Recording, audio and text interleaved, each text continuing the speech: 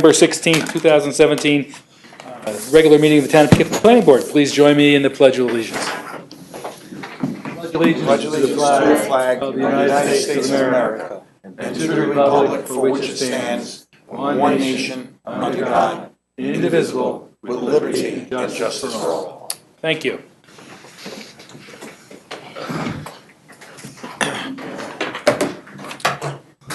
For those of you under plan reviews, number 7, Dahlia's site plan has been removed from this evening's agenda.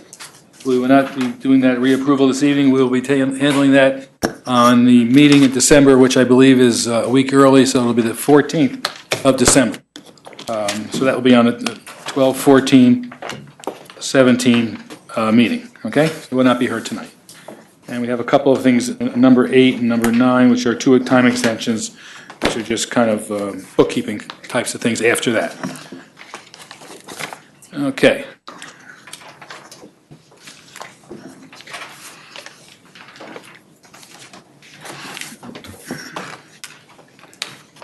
I have no idea. Got the extensions and time extensions and Dahlia's. Well, yeah, I know, right, I got the time extension. Just if you need it. All right, I'll use that one. We've added 74 other items to tonight's agenda, so we should be here till 2:30 tomorrow morning. That's okay, right? Works for me. Just call for pizza. So that just says everybody needs to keep it brief. All right, so application public hearing number 1, it's been duly advertised appropriately. Modi, 23 Davis Avenue, new ophthalmology building. Site plan and special use permit hearing for a proposed 2-story medical office building of 11,200 gross square feet. And reconfiguration of parking on a site with an existing 1-story medical building of 12,500 gross square feet, 23 Davis Avenue, zoned ATC, Arlington Town Center. Unlisted action. Item Equities, Inc., owner. Oh, everybody's here. Good evening. Hi. Joseph Berger, engineer for the applicant. And Satish Modi for IDOM Equities. Thank you. I want to make sure my phone is off. Make sure your cell phones are off. Yep, here you go. Brief description, or? Eric? Check. You want to say something first? Staff has conducted a review of the application, and there's a revised recommendation in front of the board this evening with comments coming in from various agencies and further discussions with staff and council. Our recommendation is that the board determine the application to be incomplete and defer it. We've spoken with the applicant about some of the outstanding issues, and they have the comments. We believe that there's probably a quick turnaround, but since we didn't have there's a number of open issues for which we don't have submitted information, and we really need to have that on the plan in order to recommend an approval. Mostly having things that may affect the parking, including emergency circulation. You should probably touch base with George Finn at Arlington Fire. And there's a couple of comments from neighbors that might affect lighting, landscaping, buffering, that to take a look at, and so they're there in the comments. Okay, thank you. I can certainly review them for the board right now, what we're planning on doing, if that's acceptable.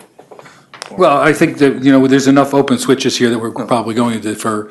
Yeah, I understand But that. absolutely go over what you need to. That way, if there's any input is what I meant, more of getting input back from the planning Sure. board now to incorporate with any changes I make. Yes, makes it more complete for Respecting. next time around. That's, the whole idea of why I'll explain to you shortly what I plan on doing, and maybe we'll have a discussion or not. Okay. Okay. One of the conversations pieces was, we'll start with the building being its location. As the grading goes, it drains down toward the neighbor. So what we had proposed to do per talking with the town engineer, Andy's from Peter's office, was to put a catch basin and run a storm sewer. Andy then later said, geez, it seems a little tight in there. So I looked at it this week and said, well, why don't we make a grass swale instead? It's actually pretty flat between that driveway and where the base of the building will go. So grass swale will collect the water that's down here run it into the storm sewer system we have right over here, and provide a nice area between the driveway, which is right there, and the building. So the grass swale sounded, I don't want to speak for the town engineer, but it seemed acceptable with a little bit of concern that the 5 feet was too close. So in speaking with the doctor, we can tighten up the sidewalk a little bit. We'd like to keep a 7-foot sidewalk as a minimum for medical reasons, so we can move the building 3 feet to the west, making it 8 feet. And we feel 8 feet is more than enough for a 2-3 foot swale. That's pretty much difference of 1 foot in elevation. And then we could run the water and still collect it. So nothing, and the water being collected is only for this little area right here, because the entire building has roof leaders that are being directly connected into our infiltration system. So we're actually diverting any water that used to go there and taking it away. So only water we're collecting is from a small 10-foot section from here to here that would have naturally gone there anyway. But we agreed with Andy when we discussed it that it would be nice to collect it and make it even better, so we did.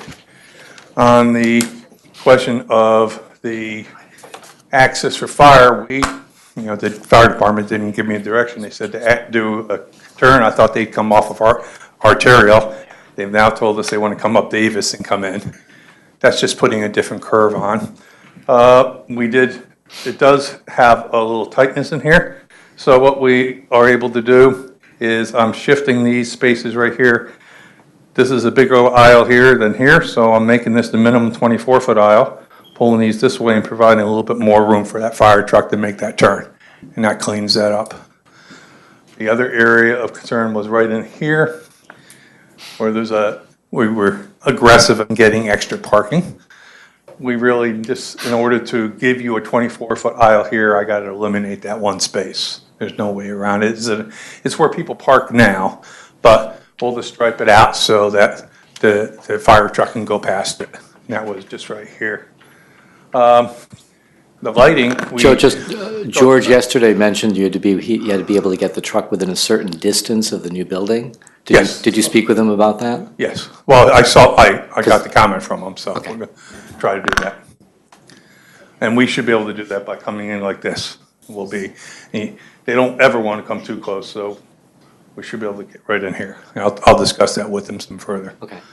Lighting we Can show, we see some of these, because we're homeowners on Davis Avenue, we can't see what he's talking Well, they should be on the screen, are they not? They're not working. not. The monitors are not working. Oh, that's what. Oh, They're not I was working. counting on them working, so that's why I didn't. so much for our technology. Well, I did bring two more. I did bring two boards just in case, Okay. but I thought that I didn't even bother to look. Could you show again where the parking would be, the additional parking? Additional parking is in the front, right in here. The rest is pretty much where it is right now, just restriped. And there's parking right here that's right there already. So the only new, it's being reconfigured up in here to add spaces, and then new parking will be along Davis right here. How many additional spaces are you adding? We're going from 60 to 74, so 14 new spaces. So you're doubling the size of the building, Well, and you're not doubling the size of the parking? no, How many, you're adding 15 more spaces, that's it? When we look at the calculations, we certainly we are well within the code requirement, but not only that, the purpose of moving is for expansion of area, not expansion of the facility. And the doctor could probably speak on that better. Where's the employee parking? It's right in the same parking lot. No, it's not. Public hearing No. here, right, video. They don't let them park there. They're parking on the street. Some do, some park in there too. All right, this is a public hearing. You're going to have a chance to, Okay. okay? So just let him finish, but certainly interested in your comments, believe me. So there was a comment about lighting, adding a light over here. The office is mainly open only during the day, but recognizing that there always will be a light there, but it will only be turned on for emergencies. That's just kind of emergency access. So that light will show it, but will be very low. And this is the motel up here, and there's a fence right there, so there won't be any spillage off. That's the only light we're going to add to the lighting plan. We didn't have it there because, as others, they're not on when they're not there, and the place closes at 5 o'clock. So you say it's only going to be used for emergencies? What do you? Well, it's more of just an emergency access. You have to have a second access out. So, at nighttime, you're not gonna be using it, there's no one there, so. But we do have a light on it it just wasn't on the lighting plan, so we'll add it to the lighting plan. The lighting plan is such a low-level light that doesn't. Okay, but it'll be on all the time, at least in the evening? No, it won't be on at night, no, Okay. because the place will be closed. Is there gonna be a motion sensor for an emergency when a vehicle comes there? Well, the motion wouldn't hit it because on this side, there's no driving there. It's just walk-up. And this is the main entrance in. So how does that light know when to go on? There'll be a switch to be used when someone wants to use it. Joe, security? Pardon? Security? Back in there, we don't, at this point in time, there's been no concern about it back in here, but since that door will be locked, and it's pretty much the light over here, you'll be able to see from the light here dimmed down. There'll be some light. I mean, we're trying to think of the neighbors not to leave it on, but we certainly can leave it on. May I interrupt? I'm curious as to what you're asking. This is the light over the emergency or the exit to the north side of the building that has a long ramp.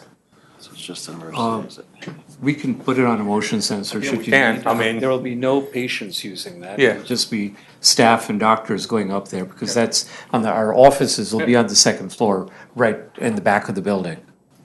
yeah, we'll certainly put it on if that's what you want. Put it on a sensor if that's what you Okay, require. right. So we're not setting concrete on that. We were just thinking of the neighbors not putting it on unless we had to, but certainly you could put it on motion sensor. Okay. I think those were the big items.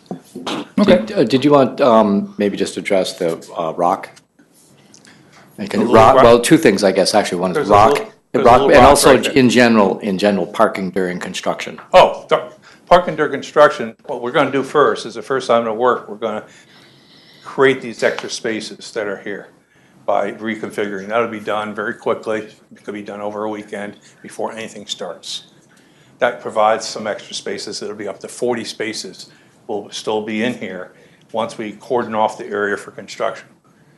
Then during construction, there'll be off-site parking secured by the contractor for additional parking as needed and for any vehicles that we need during our construction period. So those two together will adequately provide us the spaces we need. Again, if I may be permitted to interrupt, two issues have come up over here. Number one, part of the construction contract that we're going to have is to have the construction people provide us with spaces during construction, for both for their employees, the construction people, as well as our employees. That's number one. Number two, I've spoken to Vince DeMasso of Patrick Properties, and he's already agreed to rent us parking spaces during the construction. So we should have ample parking during the construction process. But also, And beyond, I might add. and we'll. Could you expand on that last comment? Could you expand on that and beyond? Well, what's going to happen is, and perhaps I can address the same questions that these folks over here have. I did this at the last meeting, so I'm going to address That's it fine. here, all right, if I may. This building right here, which you're aware of, my office is right here. The surgery center is over here, all right. This portion is used by my office. The surgery center is expanding into this office area. So we are actually going to have to, while this is being constructed, move this portion of our office somewhere else. So we're taking space from Mr. DeMasso for the year or whatever time it's going to take to construct the new office. So we'll be moving part of our office off-site. What is happening here is the surgery center and us have expanded beyond what we can do. We can't do things efficiently, all right? So we're actually taking the same footprint and moving it in over here and allowing the second floor to have more room for a daycare center, HR, offices, and stuff like that. And the LASIK suite that we have here. The surgery center is going to expand over here and take most of this space for clerical work. So there's going to be no increase in employees, and it's going to be essentially the same demographics in terms of patients. So yes, we're enlarging the space, but we're not increasing the flow of people. It's the same people and the same number of patients. All right. It's just that we're doing it more efficiently in a larger area that permits more flow and permits a better patient experience so that people don't have to wait and don't feel like they're crowded on each other. Basically it. The site is crowded now. The buildings are crowded now. We need that extra. We're horrendously crowded right now. Can I go back to, you said daycare center? No. When I said daycare center, I meant something where we have young women who have children and all. So and one of our problems in HR is that they need to leave because the kid's sick or they don't come in or whatever.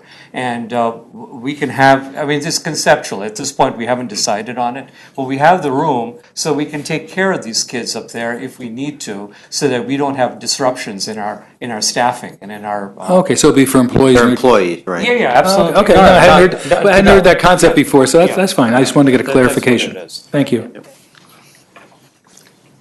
John, could I add something to the discussion about, the construction traffic? Joe, one of the other things we talked about Tuesday at our agenda meeting was construction vehicle access. So,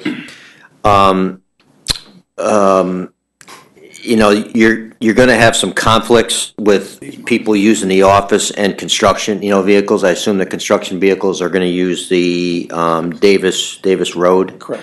Driveway.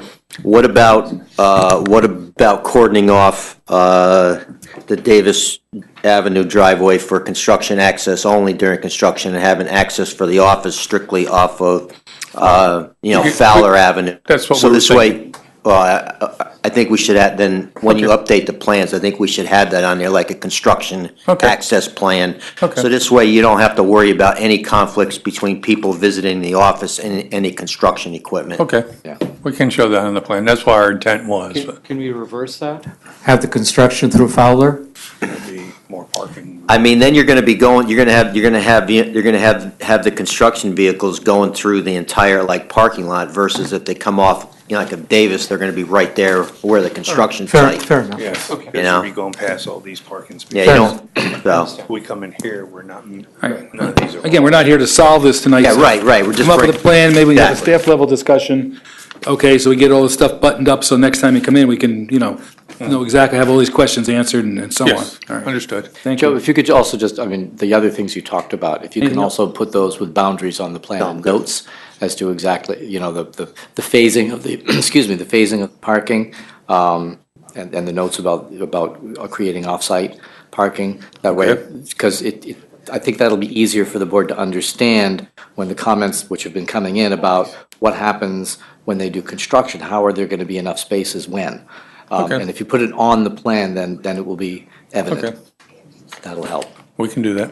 I have a question for Peter. Are you happy with a grass swell to direct? Well, there was some emails that were going around, today about that. So, conceptually, I think it should be fine. Joe did talk to Andy about, as he had said about moving the building a little bit because the sidewalk on the west side right now is 10 feet wide. So we could gain an additional 3 feet. Mm-hmm. I think we should probably talk about some of the elevations on the east side, because, the building is sitting quite a bit higher than, the grade. Like adjacent and just how that swale would fit in there. But again, I don't think we're gonna have a problem, working that out. We'll just need to work with Joe Okay, on that. all right, So, great. and those were basically our two major concerns, how we're gonna handle the drainage on the east side, construction access, and then, Andy had some other comments in here, but, they're things that Joe should be able to, address without any issue, so. Okay. We had just one last. Well, we're going to go around the board, and we're good. I'm going to Thank you. open the public hearing, and then we'll come back to us. So don't lose that thought. Okay. Is that it? Okay. It's a public hearing. I make a motion, we open the public hearing. Second. Moved and seconded. All those in favor? Aye. Opposed? Motion carries 5-0. I got a sign-up sheet. Linda Cole. You come up to or give Linda a microphone. You got to speak into the mic so you can get recorded. Oh, right here? You can sit down if you want to. I'm a homeowner on 38 Davis Avenue, and I want to address a couple issues. And we do have a that- letter from you. That we Yeah, got. you have that, Yes, okay. yes. One of the problems we're having on our street is parking and the traffic, all right? I've been living in my house for 28 years, and I've never seen the traffic so bad and the parking so bad. I just thought I would just break down so you guys kind of know. On our street, we have only 6 homes, okay? We have 19 buildings that are just for rent. They go from 1 building, 1 apartment, to 4, to 6, to 2. So you can see that's a big thing. The last thing is, so there's 19 renting buildings, and there's 13 businesses. Now, on Tuesday, I took a walk, and on Davis Avenue and on Fowler Avenue. In front of Dr. Modi's building, there are people parking inside of Davis, okay? Anywhere from 6 to 7 cars every single day. Then you're going right by Davis Avenue. You go up, there's another building, 15 Davis Avenue. That's a business. All these people, and I have seen them pull up, don't park in the parking lot. They park in front of that building and on the other side. That's anywhere between 6 and 7 cars every day. This is 8:45 in the morning. So that morning, I counted 28 cars parked on the street with businesses at 8:45 in the morning. Now you have Fowler, which you come out Fowler, and then you're on to Davis. On Fowler Avenue, on the side of the building, on 15, there's always 2 cars parking there. The problem we have on the street, and we complained about this a couple years ago when Todd was there, that I almost got killed. Other neighbors, when you come off of Fowler, and you have to go on to Davis, you have traffic going both ways on Davis, and they don't go slow. They fly. Because there is no signs on Davis Avenue or on Fowler on that corner, they shouldn't be parking on the corner because you can't see. Right, experience that myself. It's a real dangerous thing. Now, if you go as you go into Davis Avenue, you have the Teacher Association building right there, and you have Joe Ward's building on the other side. There is only one sign on the street light that says no parking on corner. It is a mess. Parking is just terrible. We're concerned on the street that there isn't going to be enough parking for Dr. Modi's new place because right now there isn't enough parking. He said there's 60 parking spaces, and it's correct, there is 60, but there's not enough parking for the employees, his patients, and I don't understand with this diagram here, you're only getting 15 more spots there. Well, if this comes across that you can't park on Davis on those corners, where are all those employees going to go? We can't even park in front of our own homes. I have an older mother. I can't have my mother park all the way down the street when she comes and visits me at my home. The parking is just very bad, and that's what I'm really concerned about with this. And not just that, too. I don't understand the noise. Are the hours going to be the same? Are the lights going to be on? Are they going to be shining in our property? There's a lot of concerns that we have, and we would just, like to address that. But but traffic-wise on the street is terrible, and parking is terrible. And also, you were talking about ambulances. If an ambulance or fire truck has to come to any of our homes there's going to be no room for them to park to get us out. There's not. And I'm going to let my husband come and say whatever, but also, I gave you another sheet about Joe Ward's property. And if I can I just say just one thing? That was approved, I don't know how many years ago, but that is a nightmare. There is 12 parking spaces at his building. There are 12 offices in his building. And if you ride on Davis Avenue, there's a sign for more space. There is not enough parking there. They're parking, it's an overflow, they're parking in front of all our properties. Sometimes it's hard to get out. That's a big issue with that. We don't understand how that was approved because the lot is not that big. So maybe you could look into that and get back with us. We wrote all the concerns there that maybe you could address for us for safety reasons. Because when they come down from his property, there's a hill. You've got the traffic coming down, the roads are parked, you got them coming into Davis Avenue, going out to Davis Avenue. It's just a mess. So if you could just look at that and let us know. Thank you. Thank you. Go ahead, call it on the sheet. Go ahead, Dave. All right, you sure? Yeah. Okay. Dave Delio? Leo? Yep, DeLeo. Delio, okay. Hello, gentlemen. Hello, board. Linda has pretty much explained a lot of the issues with the parking and traffic on Davis. I understand with the new building and everything, and doubling the square footage has got to be, that he says he's just transferring one location from the building to another. But I can't see him putting a building up not to generate more business for traffic flow for more patients, even though he's saying that he's just using that lab from one spot to another. I don't think 15 parking spots is going to be enough,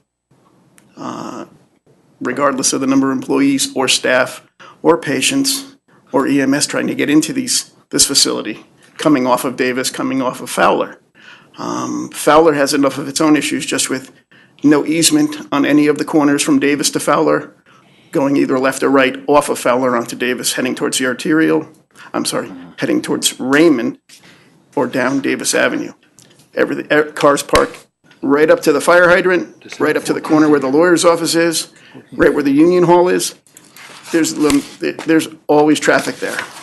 You've got to ease out 2/3 of the way through Davis to make a left or right-hand turn, just so you can see clear. That's ridiculous. It's waiting for an accident to happen. Traffic flow with more square footage, more business from this facility makes it extremely difficult. That's just with that one scenario. The other end, Linda had explained about coming off of Davis. There's no one, not even alternate side of the street parking or anything. Both sides are full except for one sign that says no parking on Fowler during the snow ordinance, which is only probably from the arterial coming towards Davis on Fowler, where that huge parking lot is. There's not enough parking for people. I understand he says he's going to get parking off-site, temporary, permanent, yet to be seen, but that's a huge project to be going on in this development.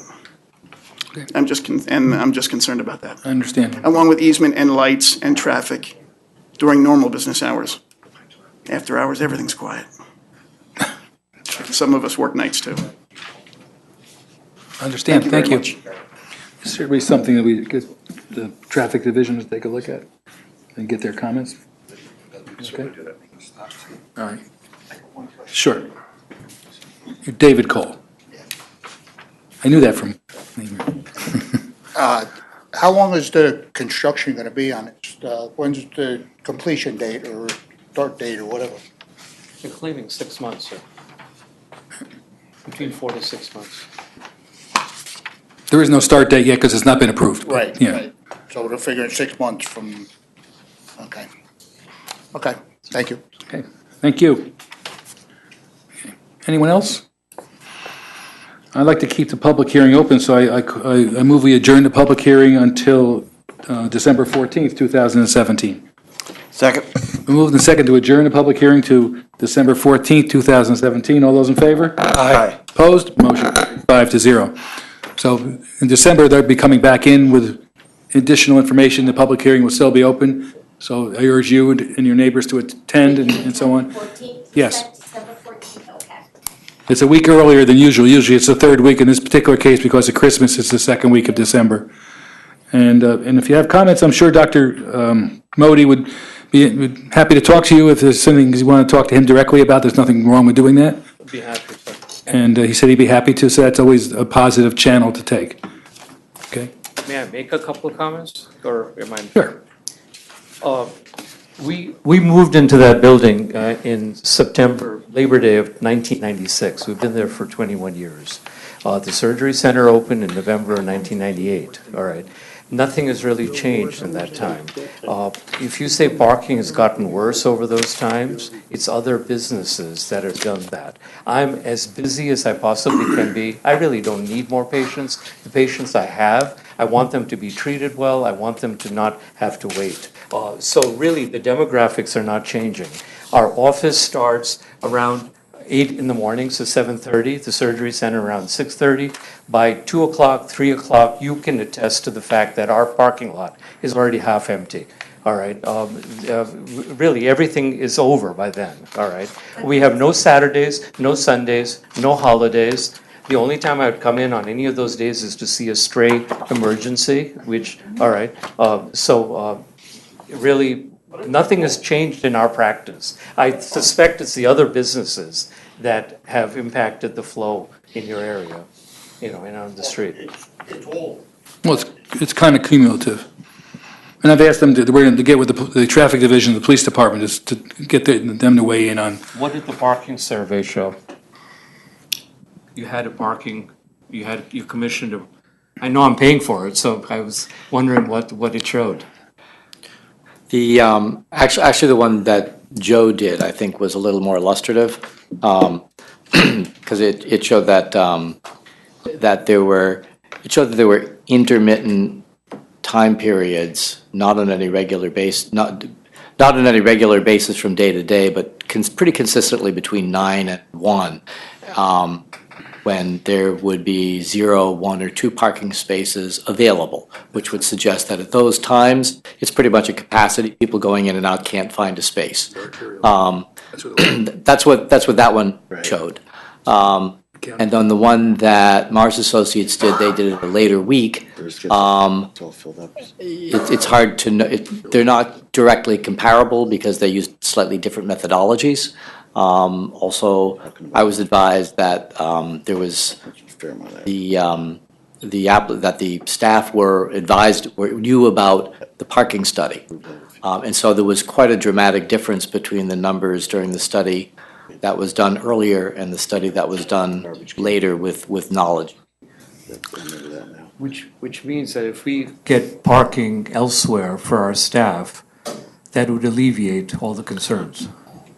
But during the first study, the staff was parking in the same place. They knew about the study. This wasn't the first study was done without their knowledge. They knew they were participating in the study. So the conditions between the first and second the results may be slightly different, but the conditions were pretty much identical in the sense that staff participated in doing the study. So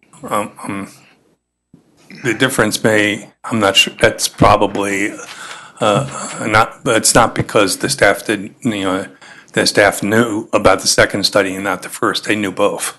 I don't have an explanation for it. It's just I know, but I just wanted to point that out, that this was, the first study wasn't a secret one that no one knew about. Everybody knew about it up front. It was it was very open to everybody that studies were going on. Matter of fact, probably more on the first one than on the second one, because really, I'm very visual and they know what was going on. Okay.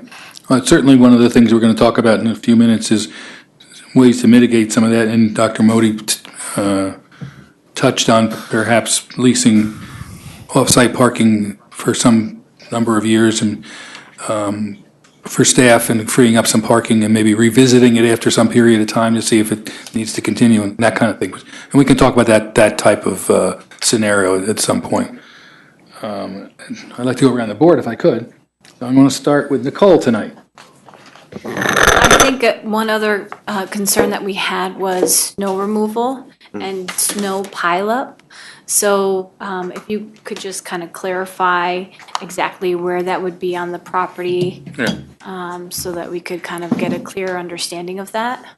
You might want to show it on the other map so the audience can see it too. We're using the area along Davis, which currently does, because you push there. So snow over there, then we're going to be using the area over in here, which would be the northeast corner, which we currently use.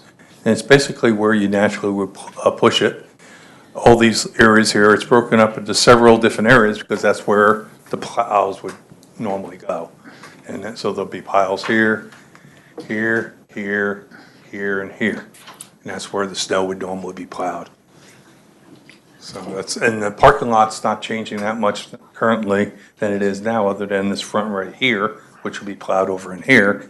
And the snow has been taken care of no different than pretty much everywhere else, plowing where you can. Again, this configuration, other than striping, is staying pretty much the same. This is the added area. We're gaining more spaces by reconfiguring, adding some small little pieces of blacktop. That eliminate? Yeah, exactly. How many spaces is that going to eliminate? Well, we're not eliminating any space, we're adding No, I'm saying when the you snow. do that, when We you don't do think we're the, gonna lose any. you I don't mean- think you're going to lose any? I mean, you get your 20, you get your, like every place here, you get even the part, my lot where I'm at, not too far away from here, even Town Hall. You always lose a couple when you get into the middle of the winter, where there's 16 inches of snow that comes down. And then for 3 or 4 days after the snowstorm, the person who's contracted to take care of snow comes in with this truck and it gets loaded out. Oh, so It's pretty common. with All right, so every place. you would take it off-site, is what you're Yeah, saying? most places do when you get those large storm events. It takes you a couple of days because you plow it, you push it. Not then, yet. Sure, no, I understand that. Say the storm is Friday, Saturday, Sunday, Monday, Tuesday, Wednesday. everybody's in cleanup. That would be on the plan, Yeah, indicating that would we could occur. do that. Yeah, we could All note right, down. that's That's good. pretty standard. That's what happens in my parking lot over on Fulton Avenue. When snow comes down in January, half the parking lot's full, and then day by day by day it clears up. And normally those are the days people aren't coming in anyway, because my office is next to Doctor's Park as well. And I can attest that I've been there 15 years, and when it snows, patients don't come into that doctor's office. And so there's really never a problem. What number Fulton are you at?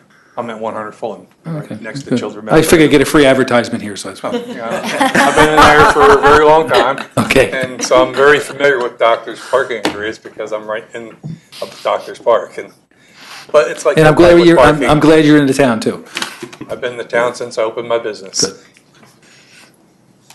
Good. But that's basically what we're going to be doing. Okay, Thank you. thank you. Ben? Just getting back to the fire truck access. I'm sure the fire department figured out the size of the truck that they would need to get in there. Yes. If something happened with that building. Yes, WB-40, they gave that. But I'm just a little concerned, worst case scenario, hopefully it would never happen. What if they required more than one truck or any other emergency vehicles and there were cars parked there and they couldn't get in there? What do? Well, they certainly can, there's paths for them to go between the aisles. Just as in every parking lot, they can come off of Fowler, off of Davis in 2 different entrances. And there's, we have demonstrated coming off of one, we'll show the demonstration to them that they can come off of Davis and pull right in. And the fire department is okay with Well, what they have? What we gave them was one way, they want us to do it the other way, which we just got that notice the other day, so we're giving it to them. Seems to me the fire truck would just push out of the way what they had to, wouldn't they? Well, they can, but we don't think they need to here. I mean. I know he's a fireman, that's why he's. Oh, okay. Okay. Couple cars in the way, who cares? Yeah, I think it was great to hear some consistency from the neighbors on the parking issues, because that's, anecdotally, we hear the parking's an issue, so that's been talked to death here. At least one of the neighbors also wrote a nice letter about supporting the project, but is worried about the drainage, and I think you covered that with the swale issue. Yeah, we've been working with the drainage from day one, as you notice. So the adjacent neighbor also was planning to, wanted to make sure there's no structures within 5 feet of the property line, so he can repave his driveway there and feel like he can utilize the parking for his tenants behind, so that. Yeah, we weren't touching their property at all, so we were always staying. So taking, I guess there's an existing fence there that now that it makes it very tight for him getting back, for his tenants to get back there behind the building. Yeah, that's on their site. So that was gonna be going away and repaving it, so I think that'll help the parking situation a little bit as well. And the other big concern I saw was the light spillage. I think we were talking about a fence toward the front there, so car lights won't go in the windows. That's why we put a fence, put a fence there from the beginning to stop the headlights from going to the neighbor to the east. And then the other light spillage, the emergency light you said in the back, I'd prefer to keep it on the switch, so there's only. And there's a fence on the other side in the motel. Don't want it to blink on when a cat walks by or something, so. It won't go off the property line, but even on the other side's motel, about 30 feet away, and they don't have anything in between, and there's trees there, but there's enough distance that we'll put a small light, so it'll be 0.1 at the property line. And I think the county had a couple comments, maybe it's on landscaping and making sure that sidewalk is extended out, to meet the existing sidewalk on. Well, we had a sidewalk there, and I guess I misinterpreted them when they told me they didn't like it the last time, so we took it off. So either I misinterpreted them because the way they said they didn't like it being where it was, so I said, well, I'll take it away since they didn't like where it was, now they want me to put it back. So I don't really. Must be some communication error. What is the pleasure of the board? Communication error there. The pleasure of the board is all, we thought the sidewalk was a great idea. Yep. And apparently they now think it's a great idea The after I county took it give it off. and the county take it away. What it's a good idea. Yeah, Well, that's why we had it there. I think it's a good idea to tie it in. You never know, whatever the future of the building. That's all I have at the moment. Thank you. Thank you. Peter? I think we pretty much have addressed all the concerns I had, which were primarily, we had snow. I'm glad the drainage on the east side of the new building. And the parking. I agree with Mr. and Mrs. Cole and Mr. DeLeo that intersection of Fowler and Davis is very dangerous. And it should be addressed by maybe the police department or somebody could go over there. I share the same concern that you have. When I first looked at this project, I said my first concern was the parking. But Dr. Modi came, I think it was at the last meeting, and our meetings are televised on YouTube. And I would urge you to go to that YouTube and listen to what Dr. Modi had to say, where he fully describes what exactly is happening here in terms of basically there would be no increase in staff. He's really just shifting some of the uses that he currently has in that building, which he has overgrown, to the new building. But he's not expanding his practice. He explains it a lot better than I can, but I can't remember the date of that meeting. September 14th or 17th? September 14th? I believe it's the 14th. I would urge you to go 9/14. and listen, because it makes a lot of sense and made me feel personally a lot more comfortable about what he's doing, because when he was done, I had a greater understanding of exactly what he had in mind. They'll always come around, you have to be told to.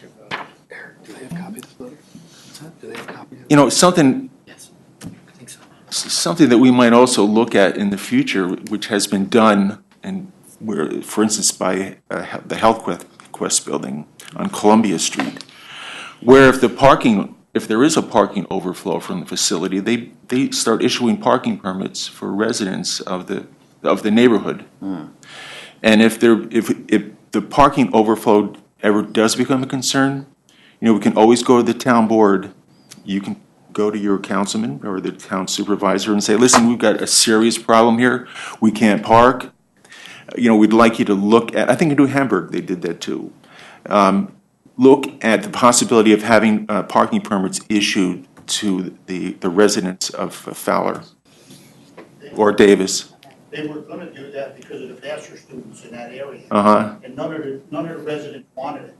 Because what's gonna happen is eventually gonna turn it to being a fee to have that parking. Yeah, we Sure. feel that. And nobody wanted that because of the bachelor students. Because they would leave their cars here for Okay. days and days and days. That was already looked at. Go to YouTube. You still gotta be on Davis Avenue. Okay.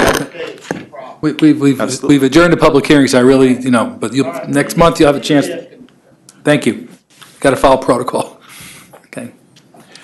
We also had a brief discussion about, under the terms of the special use permit, we might discuss having a census, an annual census, to determine how much staff is being employed there, and to make certain that there's no increase that would reflect on the amount of parking that might be impacted on your street. I think it's probably a discussion that we'll probably have in the future. Exactly, and I think that's a discussion we can have with staff to incorporate some of that into the final plan to make sure that we can keep track of what's going on and keep tabs on it, and hopefully things, I assume they'll happen the way you said, and maybe a non-issue, but gives us some recourse and the ability to adjust things as we go along. That's good point. Okay.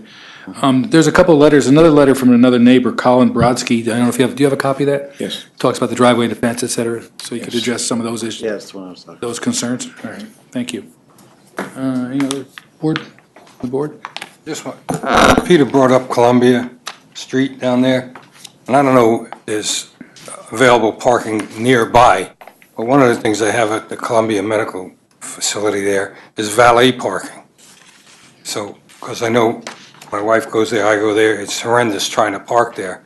But you could pull up and somebody will take your car. When you come out from your appointment, they'll bring you your car back. Washed and waxed, too. Maybe not. Yeah, that's a good point, yeah. Okay, That's it. thank you. You're welcome. I'll do it. Where'd it go? I move that the planning board determine that the application is incomplete for seeker review pending further elaboration on the proposed development and its potential effects. And I move that the planning board defer action on the proposed site plan and special use permit approvals, subject to the comments of the planning board review dated November 14th and those of other entities incorporated by reference therein, and to comment at the public hearing and meeting of November 16th, 2017. Okay. Do we have a second? Okay, been moved and seconded that I'll abbreviate with the planning board determine it's incomplete for secret, and we defer on the proposed site plan, special use permit, et cetera. Call the question. All those in favor? Aye. Opposed? Motion carries 5-0. This was a good session, by the way. I think we got a lot of good information on the table, and I'm glad the neighbors are here to express their concerns. And I think we have a little bit of homework to do, but we'll keep moving along here.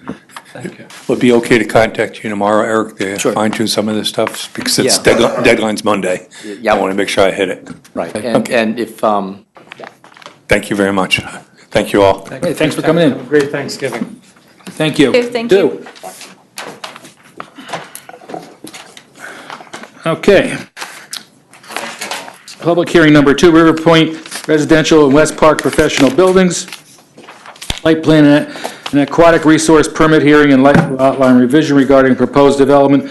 Plan amended to include a single 7-story building containing 85 age-restricted dwelling units, 31,534 square feet medical office, And 13,976 square feet retail, pharmacy, or medical services, 205 South Road and 83 Old Post Road, zoned R Office Research District with a senior housing overlay designation, 7.14 acres. Negative declaration was adopted on March 20th, 2014.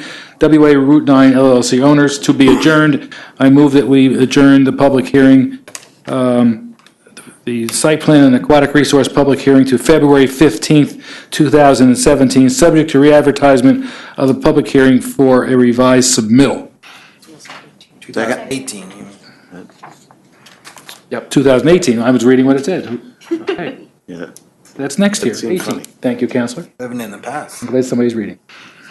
Okay, it's been moved and seconded. Call the question. All those in favor? Aye. Opposed? Motion carries 5-0. Creek Road Apartments, site plan hearing for proposed site rezoning by the town board from BN Business Neighborhood to the RM Residence Multifamily District, and a site plan application to the planning board as amended for 31 apartments in a one-story, in one building of 3-story height, 84 to 92 Creek Road, zoned BN Neighborhood Business District, 5.18 acres. Secret negative declaration was adopted on June 15th, 2017. JP and JR Holdings LLC owner to be adjourned. I move that the planning board adjourn the site plan public hearing to December 14th, 2017. Second. Moved and seconded. Call the question. All those in favor? Aye. Aye. Opposed? Motion carries 5-0. Okay, at this point, I'd like to motion to suspend the rules. So moved. Is it seconded? Second. Call the question. All those in favor? Aye. Aye. Opposed? Motion carries. Anyone in the audience wish to comment on any other agenda item, not public hearing items, under plan reviews 1 through, I think it's 9? Yes? No, I was waving to Carol. Waving to Carol? Okay. Hi, Carol. Everybody wave to Carol. Hey, Carol. Hi, Carol. Okay. I move we resume the rules. I'll second that. All those in favor? Aye. Opposed? Motion carries 5-0. Okay. Plan review number 1, Industrial Retro LLC lot line revision. Lot line revision review for proposal to convey a lot portion of 2.75 acres inclusive of a 50-foot access easement to the owner, which is the beneficiary of the easement. 15 Victory Lane, zoned IH Heavy Industrial District, 4.60 acres, and 944 Dutchess Turnpike, zoned MHC McDonald Heights Center, 36.41 acres. Unlisted action, Industrial Retro LLC and Meadowview Properties LLC.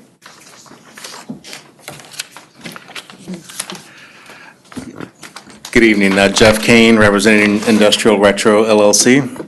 Joshua Mackey, Mackey Butts and Wise, and for Industrial Retro LLC.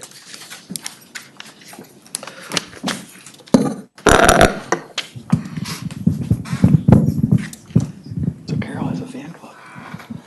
Good evening, Chairman and Board. Again, Jeff Kane. We're here for you to talk about a lot line revision. It's located along Dutchess Turnpike Route 44 at the intersection of Barnes Drive and Victory Lane. Is an existing signal here. That's the access into the Poughkeepsie Business Park, Industrial Retro area. And some of the history here, you're right in the introduction, there was an access easement. This lot was created in 2008, and there was an access easement. My pen dies. Access easement created, 50-foot access easement that gave access down Victory Lane across into the Meadowview Properties lot. This portion of Victory Lane, that access easement, the 50-foot wide easement, were both offered for cession to the town at such point. Oh, I'm back on. It's back up. Oh, great. They're offered for cession to the town, so at such point as the town wanted, that could become a town road. So what we're doing here is in effect then putting that access easement and the remainder of this piece to be with the lands of Meadowview Properties, because this is the beneficiary of that easement. So this portion of the lot will now become part of this larger parcel. So again, the big parcel goes from 36.41 acres to 39.16. The smaller lot goes from 4.6 acres to 1.85 acres. This did necessitate a couple of variances, 3 variances in fact, and the Zoning Board of Appeals granted those variances on Monday. So we have all the variances in place as necessary. And I guess the only other piece about this piece of the lot that goes onto Meadowview is an undevelopable piece of land. It is encumbered by wetlands, an archaeological easement, and again, the dimensions of that lot. This is in the IH zone. Setbacks are 50 feet all the way around. It doesn't leave any development area in this. And again, doesn't impact the developability of this lot as well, because again, this remains in the IH zone. So as part of this application, there's no construction, there's no building, there's nothing other than again asking for the lot line revision to take that portion of the lot from the 4.6 acre lot, transfer it to the Meadowview properties, and leaving the existing 1.85 acre lot in place.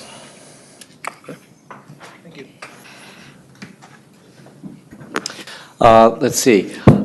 Couple of points for the board. Procedurally, it's a little unusual that customarily the board is the lead agency for environmental review. In the case of a lot line revision, sometimes that's not really necessary or appropriate because of the nature of a lot line revision. It's not a subdivision or a site plan. So in this instance, the zoning board on Monday, this last Monday, the 13th, they did an uncoordinated seeker review in order to act on the proposed variances, and the variances for the result, the small lot that would remain, were granted by the ZBA. The planning board now is in a position of having those variances granted, but the planning board still is obligated to do its own uncoordinated seeker review. So you have guidance in the staff recommendation to do just that this evening if you choose to. Staff believes that, agrees with the applicant.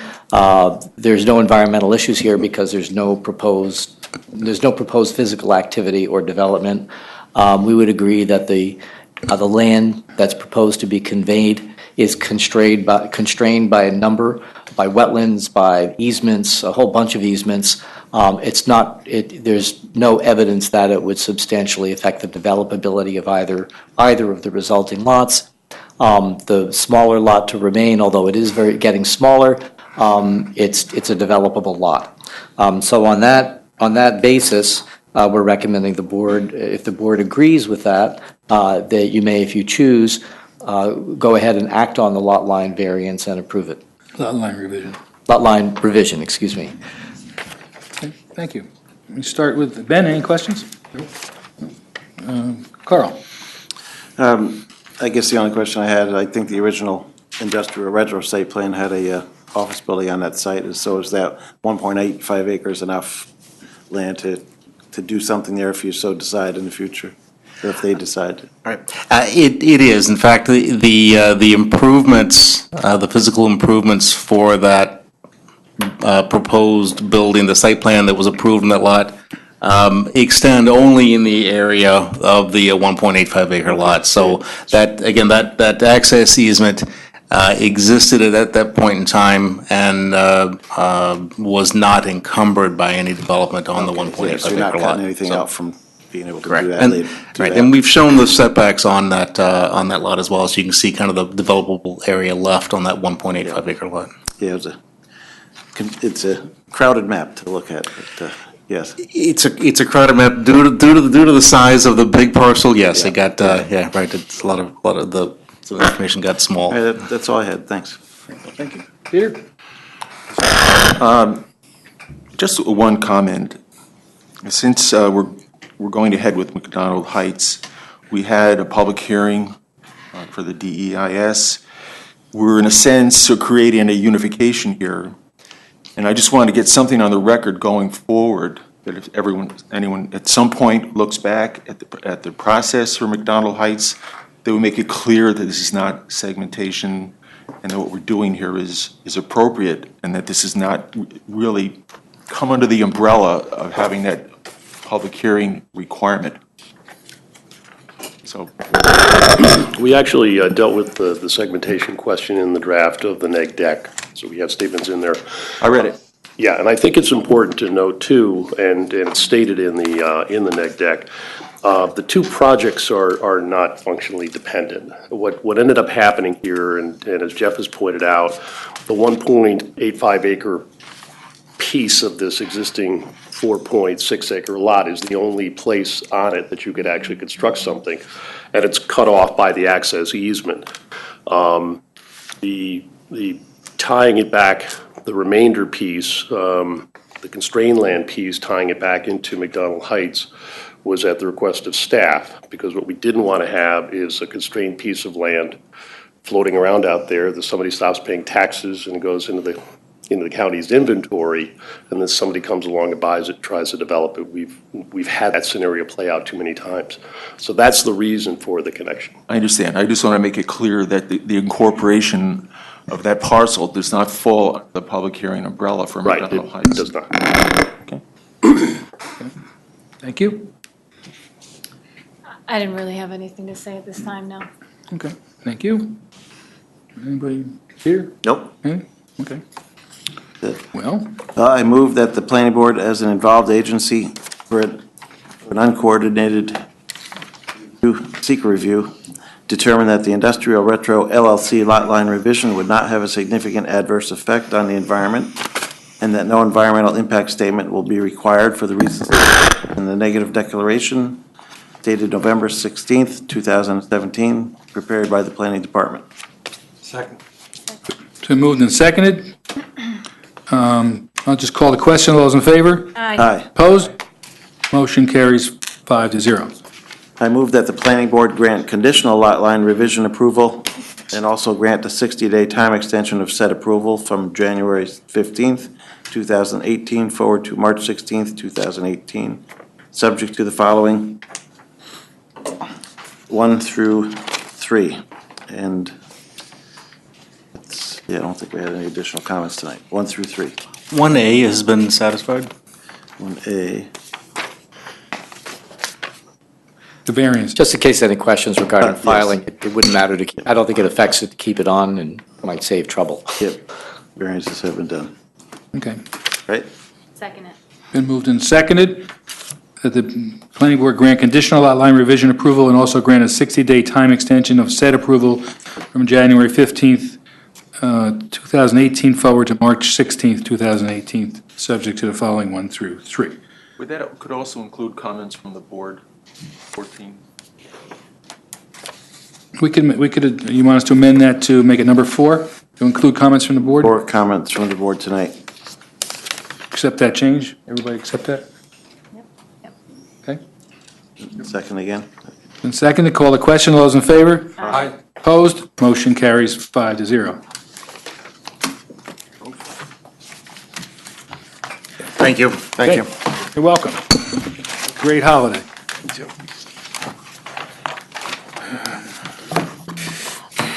Number 2, Cryowell, 253 Innes Avenue, site plan review for a proposed 825 square foot hazardous materials outdoor storage and loading area at an existing welding equipment and supply business, 253 Innes Avenue, zoned SPC, Salt Point Center District, 1.25 acres, type 2 action, Innes Third Gen LLC owner.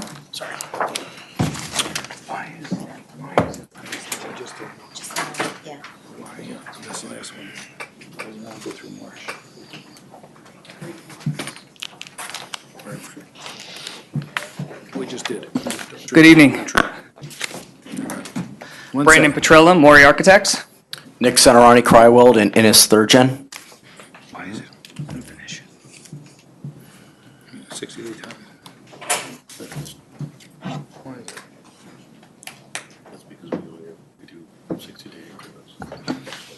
Sorry. No, that's okay.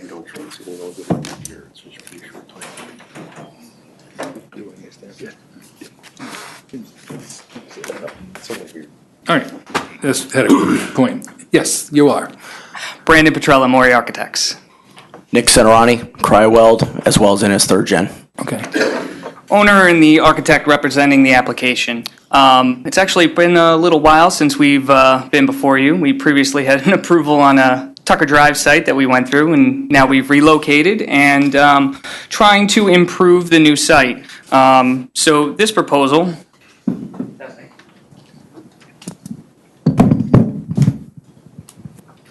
So this proposal actually is pretty straightforward. We have an existing building that they're currently operating in, and they have a series of industrial gases that are on the site.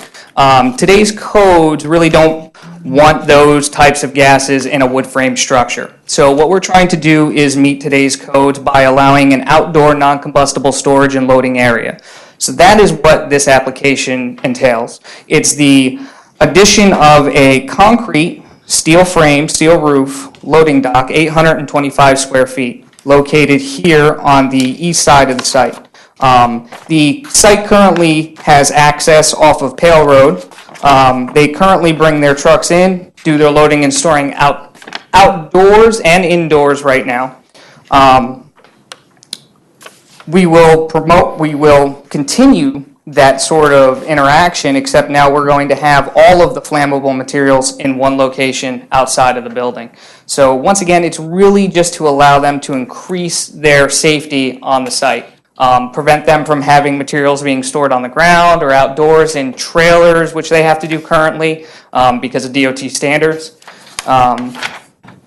There's not a lot else going on besides the fact that we will increase the security site, the security fencing on the site. I'm not sure if there's anything programmatically that's going to change with the site with this loading dock being installed.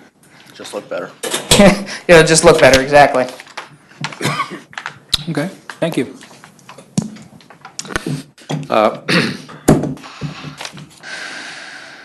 There's the project, based on the information we received, it meets criteria for type 2 action, so there's no seeker review required if the board agrees with that.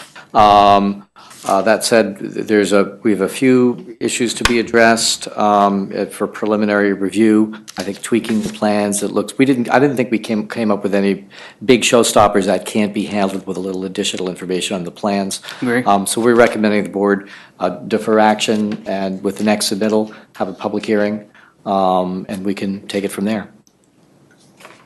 Yeah, if we can schedule the public submittal for the public hearing for the next meeting, we can certainly have our submittal and pretty much everything addressed. I mean, it was basically lighting, things that we knew we needed to have, just didn't have completely buttoned up at the time of initial submission.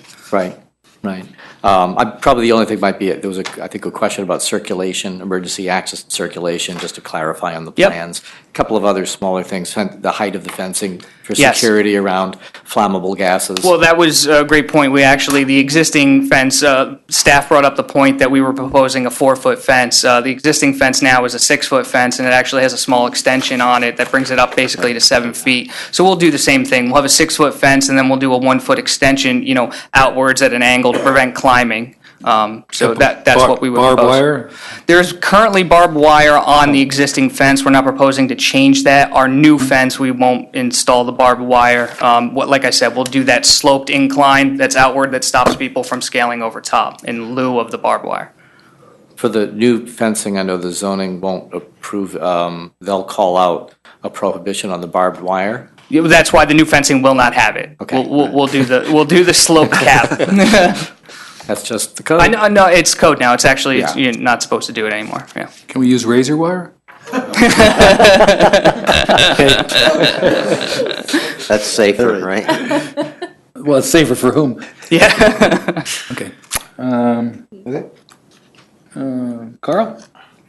Yeah, I was just trying to clarify the fence. Are you taking down the existing fence and moving it closer to the neighbor, or are you just going to redo it? Portions of the existing fence will move backward because the existing paved area is about here. This shaded area is going to be the expanded paved area. So you can see that portion of new fence will be back here. One thing that I didn't point out. Good. It's angled a little bit there now you're just going to kind of straighten it out. Correct. One thing I didn't point out is the contours of this site are such that it slopes upward from Innes Avenue up Pale Road. So one of the advantages really of building this in this location is the fact that we're kind of just digging out the hill and we're putting these flammable materials kind of in a little alcove in the hill. So we end up creating sort of a concrete retaining wall, which really becomes the walls and shelter of our loading dock. So it really is it just works out perfectly just to have those materials kind of built into the hill a little bit. So that's the other advantage to the site. Yeah, the other things you've done so far look, next to the building and stuff look nice. It's all, Yes, they've done a good job. coming together well. Let's see if I had, I guess, you're not planning to clear woods out or anything there. I'm trying to keep the buffer to that house. That's my main concern. Well, we do have And light spillage or Yeah. a little bit of it, but Yeah, we do have to clear, part of the code requires that nothing combustible, including vegetation, be within 25 feet of the structure. So while we will be clearing out, and you'll notice that as the large I see dotted the line line, on the yep. plan, yeah. But you will notice that we still have well over probably 30 to 35 feet of distance from the property line, which will remain wooded and untouched. okay. I mean, the issues would be light, noise, that kind of Yes. thing to think about. Any security lights at night shining in their windows, stuff like that. You gotta, Yeah, we'll include the lighting photometrics in our resubmittal. That was something staff brought up. We will have all the proper shut-offs so that we don't bleed into the residential Okay. areas. and the fence is basically a chain link, not with or without slats in it? Or Yeah, it's going to be a site-proof chain link fence. will it have slats in it to further? We'll do the canvas Canvas. instead of the slats, which is actually what they have installed over their chain link now, is that Okay. site-proof canvas, so you And won't be that able to further- see That inside. further blocks light and everything as well, and Yes, noise, sir. et cetera. Great. I think the county had some comments about some landscaping, some trees in front to look at. But that was my main thing, is, get input from that neighbor, and that might happen at the public hearing next time as well. Thanks. Peter? When I first saw the application, hazardous materials jumped off the page, but the fire department and the building department both seem pretty happy. They seem to have signed off, so I'm good. Yeah, this will actually make the site safer. Good, that was the same questions I had. Yeah, nothing here. Ben?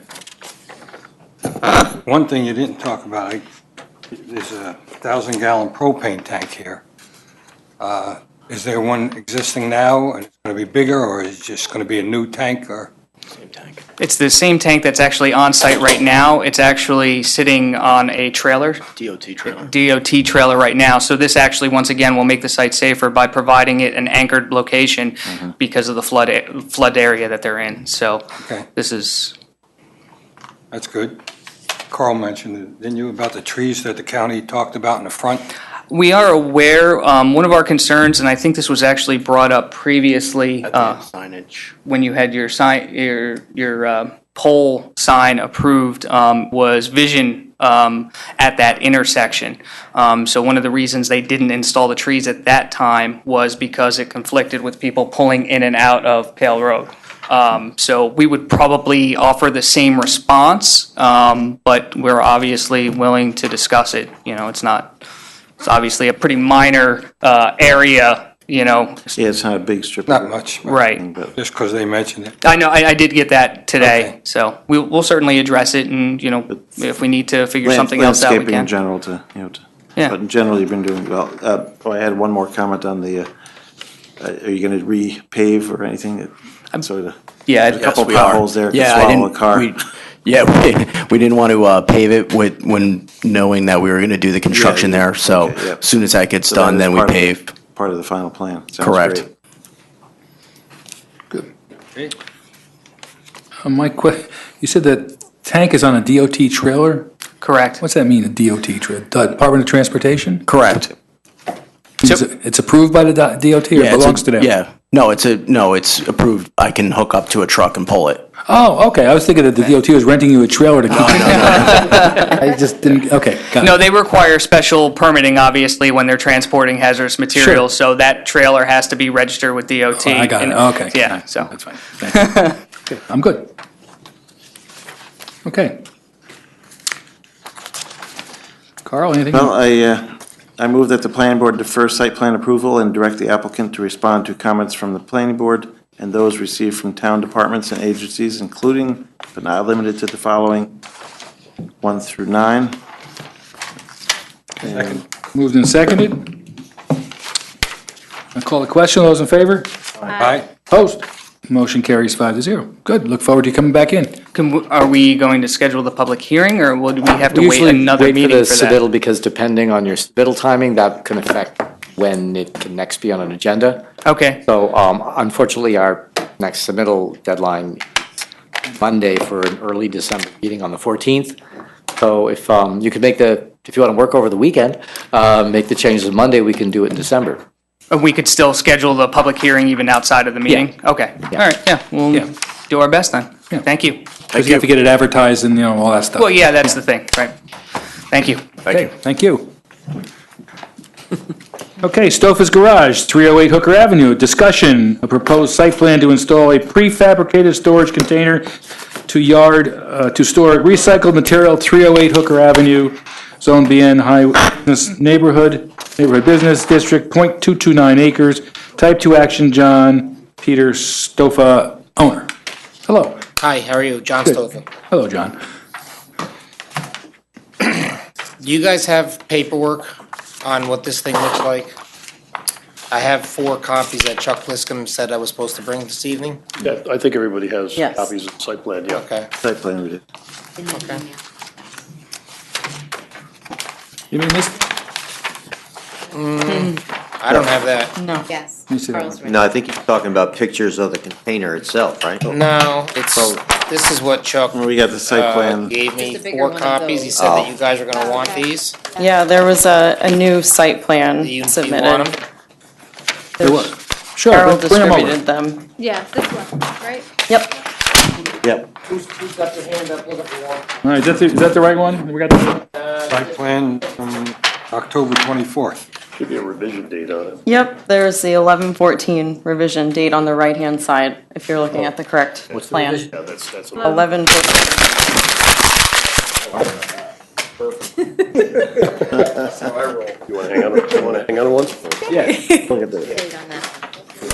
Yes, this is not it either. Is that a better one? Okay.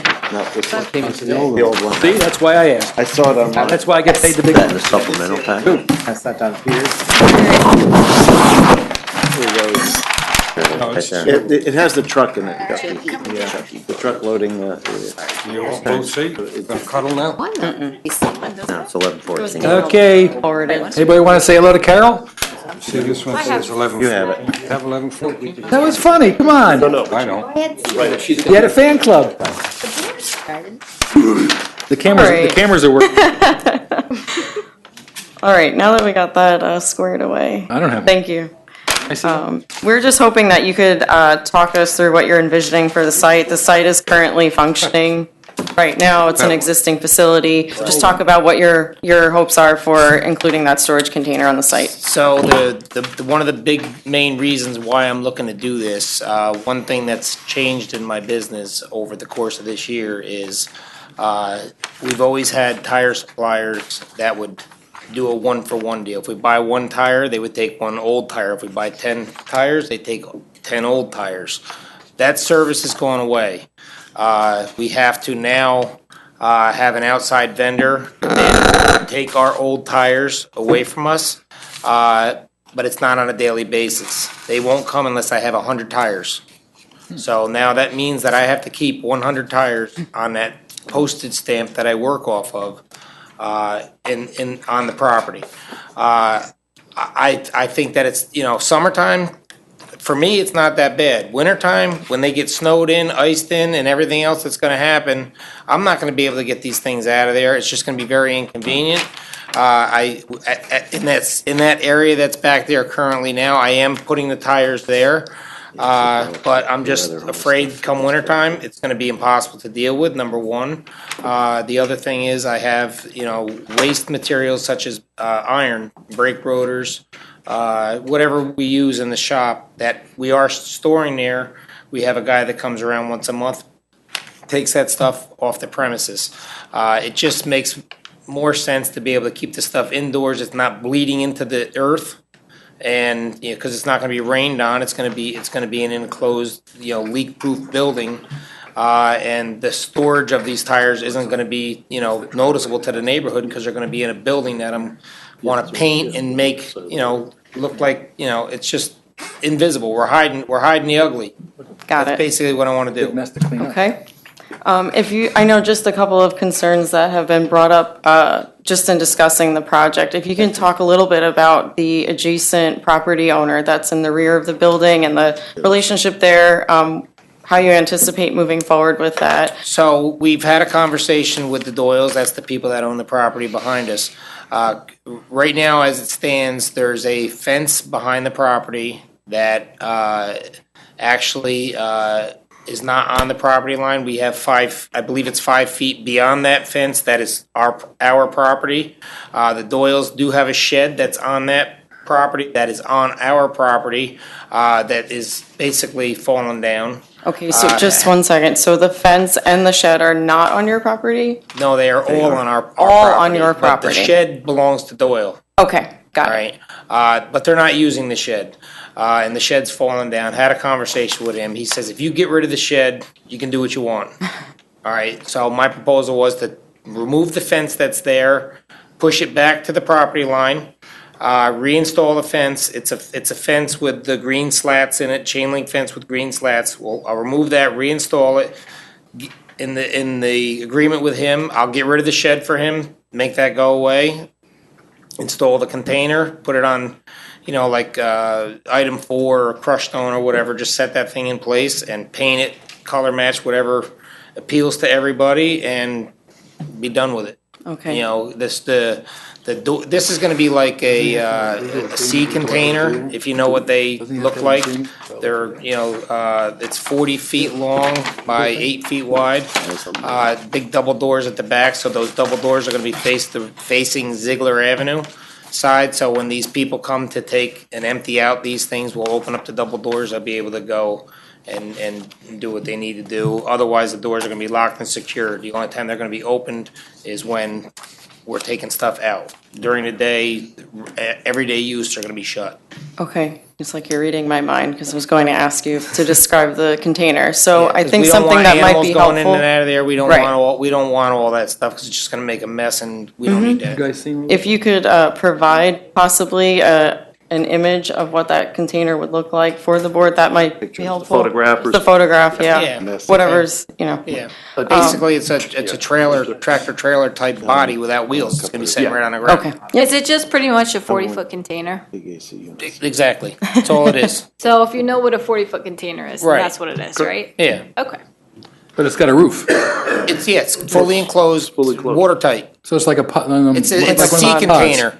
The thing, it's like a pod, correct, just like a pod. Oh, it's like the thing that goes on container ship. Correct. Okay. The fence over here. John, so part of your proposal is to take down, of course, there's a remnant of a stockade fence that I think belongs to Doyle. That's on the other side. That's not in this, Okay, that's in not this part of it. vicinity, no. But taking down the shed, part of it is on your property, part of it is on his. Correct. We're gonna need something from him to authorize you to do that. Right, Basically, and I he- think, he- I don't know, in other did words, my he's- daughter send you a letter for that? Because I think that we I have that don't- letter someplace. Okay, yeah, I don't recall receiving Okay. it, but yeah. you All can right, get us so something- that is, it's Yeah. it's in existence, He I kinda- don't know where Basically, it he needs is. to join in the application Right. to authorize you to do that. Yep, work. yep, Yeah. yep. Okay, so that, sorry. Are you done? I'm done. Nope, Neil hit it right on the head. That was my last yeah. comment, unless the board has any other comments. Didn't mean to steal your thunder. Yeah, that was That's my comment to cool. Neil, some kind of a legal something or other, so both parties agree is what's going on here. Right, and I have that, and I will provide that. Okay. Oh, I take that back. I do have one more comment. If you could just discuss, I know that there's a utility pole located somewhat near where a truck may be backing in to remove the storage container, or It won't there's impact clearance that for in that? any way, manner, or form. Okay. Looks like it's in. Okay. Any other comments? Peter, I'm just going to pretty much, it's free form. I just have a quick question. I'm looking at the aerial photo here. I think I recognize my car. Any chance of my getting it back If you in? show me the photo, I'll tell you for sure. I'm just asking. Done yet. I just had a question about the height of the container versus, it looks like some exterior AC units or something on that building. There are some AC units. Are they gonna get in the way of the container? There are some AC units there. The plant, they're probably gonna interfere with the height of the container. It's very easy to pick them up, raise them, put them to where they need to be, or quite honestly, just attach them to or just set them on top of the container. They're just the same as a outside AC unit in your home. They sit on the ground. Why would that interfere? The ones that they're not sitting on the ground there. It's up on the wall. I hung them on brackets and put them on the wall. Stick out pretty far, so you thought the containers up. Well, they're pretty much hidden, covered by the soffit of your existing building, aren't they? Yeah, that's just But he's trying to put the container. where they landed to stay out of my way. So because I've been utilizing the ground to store material and stuff for a long period of time. Rather than have my guys open up doors and throw brake rotors at my AC units, I put them in the air. Oh, yeah, no, I understand that. I'm just saying, if you had enough space, you could probably put the container adjacent, so enough room for air circulation. I don't know. No, I'm gonna put them above. Okay, just trying to save you some money. Yep. Yeah. I mean, you always do right by your customers, so I figured, That's my plan. I mean, that gets the container, if they're out of the way, it gets the container closer to your building. I wanna keep the container close. Close to yours and. Yeah, exactly. I further wanna from their- give their the Doyles, driveway. I think there's a 2 or 3 foot buffer after the container that's still, To their driveway, to property their line. pavement. I wanna Yeah. give him as much space as I can. And you'll paint the container as however we think it If should you, be. Yeah, right, good. I'm thinking, to try to come up with a color that's close to that's the fine. brick, Yep. so that it kind of blends in, would be my thought. All right, well, when you come back, for us to go through this, come up with your idea what you think the color should be, and maybe a rendering or, an elevation that shows it there in the color. Color, a picture is fine. Okay. Right, anything else? Questions, comments? I'm okay with it. I think Christian did a good job. Thanks, Good Ben. job. If the neighbors, they. Move forward. Okay, Thank you. so Thank you. where do I go next? What do I do next? Well, I think you need to get you have an engineer who's working on this with you. Chuck Liscum? Yeah, okay. Get with him, he knows the process, and we'll get on the agenda and, right? Well, there you was still a- need to deal with the zoning board, I think. Do they? Yeah, I'm not sure, because Yeah. Chuck actually was a little bit uncertain as to if this Yeah, thing but- actually needed a permit, because it's not a permanent structure. And I think maybe actually you mentioned it, what's the difference between putting a motor home there versus a pod, right? Or Yeah, I whatever it may don't think be. it requires a building permit per se, but it needs to be zoning compliant. Okay, So it's. so I need to schedule a ZBA meeting? Yeah, but the application that we had received, I know Chuck submitted it and then went out of town on vacation or Right. whatever. He didn't call out all the variances that were necessary. He did have some list of things that somebody, I don't know, was it Carol? Yeah, I think somebody somewhere along the way gave him a list, so he And needs he's to get that in. fulfilled that and- list, yeah. and I think that either it was emailed or somebody has to, I didn't do that part, so whatever we need, so who should I call to Does he need someone? figure out who I gotta representing him? get that Or into? anything like that? No, he's got Chuck representing him, so, yeah, I think somebody sent Chuck the list, so I'll Yeah, coordinate and Chuck with has you that on list, yeah. okay, so just wait until I get a phone call kind of thing? I'll follow up tomorrow Okay, with all our, right. with our If I zoning can company. My add, daughter said I needed to bring checks too, does anybody want my money? There ain't much left. Checks for what? if I could Carol add one does. thing, All right, Mr. Chairman, come see you now? Oh, okay. Okay. Mr. Stouffer. Am I dismissed? Yes. Famous Carol gets all checks. Mr. Chairman, if I could add one thing. Just sanitary disposal of these tires, there has to be compliance with EPA guidelines and regulations, I believe, and that would have to be shown by Mr. Liscum. You know, how that's gonna be done. Well, it's gonna be done by the company that picks them up, I assume. Yeah. He's not disposing of them. Yeah, I mean, I assume that they're licensed to do that kind of hauling. The section of the code 210104, you're gonna have to take a look at it because it talks about a structure. It's not a building. We know this container's not a building, right? No, it's an accessory structure, right? Yeah, so it's a structure. It's an improvement versus them lying on the ground outside. Yeah, no, it's a big improvement, definitely. Do we need to talk about that? We can talk that offline. Yeah, we'll talk All about right, I don't think it's a problem, but we'll talk about that offline, is that right? We have other places that are using trailer trucks to store tires until they're picked up on a regular basis. 18-wheeler type thing. Right. Yeah, okay. Most places just leave them, shops of they just leave them outdoors, right? And they just That's lay around. unfortunately what And we remember, see, yeah. what was it, the airborne mosquito disease? Yeah. Right, we were all asked when that happened. Sure. I think the town actually sent a letter around saying that we have to. Keep 'em dry. Keep them dry. Yeah. So this is essentially what we're going after. Back in the day, I didn't have that issue because every single day, whatever I sold, they took. Right, but But things have That's changed. not the case. Okay.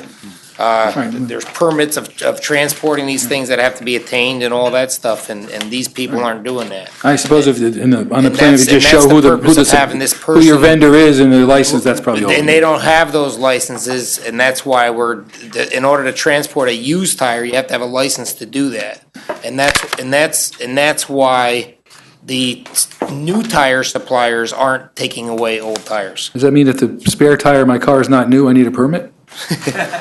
If it's not mounted on a wheel and doesn't have air in it, I'd I say see. yes. Okay, got it. Over a certain, over 10, I think is the law. So I don't think you need 10 spares. You never know. I got a lot of cars. Okay, thank you very much. Yeah, thanks for explaining the reason behind it all. You can leave. Number 4, who's representing number 4? Hi, step up. I don't know how to pronounce that. You're gonna have to help me with that. Oh, I'll say Juwanet. Juwanet, okay, Juwanet lot line revision. I guess that's what I'd say it is. Juwanet. We agree. Lot line revision for a proposed lot line revision between two parcels, 144 Manchester Road and 7 Wing Road, zoned R20 resident, single family, 20,000 square feet. District .74 acres and .12 acres respectively. Unlisted action, Hazam owner. Mr. Sheridan just handed me responses to the department comments that he got the other day. Okay. Great, oh, sorry. Okay. Anybody bring any donuts or anything?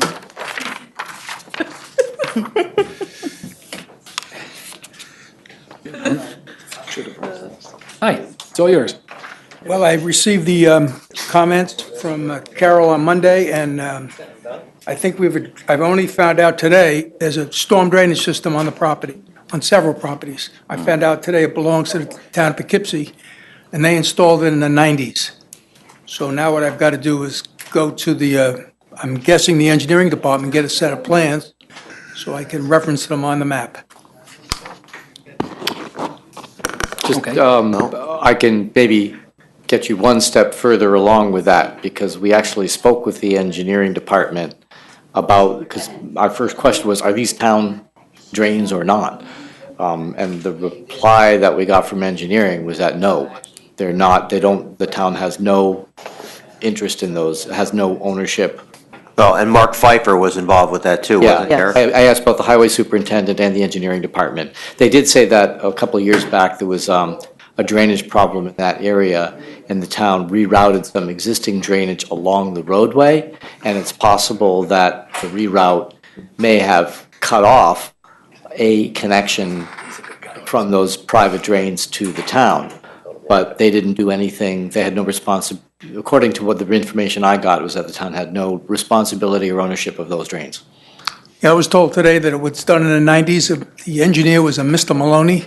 Yeah. And there was a board meeting attended, and of course, $37,000, and the town came in and did all the work, installed all that drainage through those 4 backyards.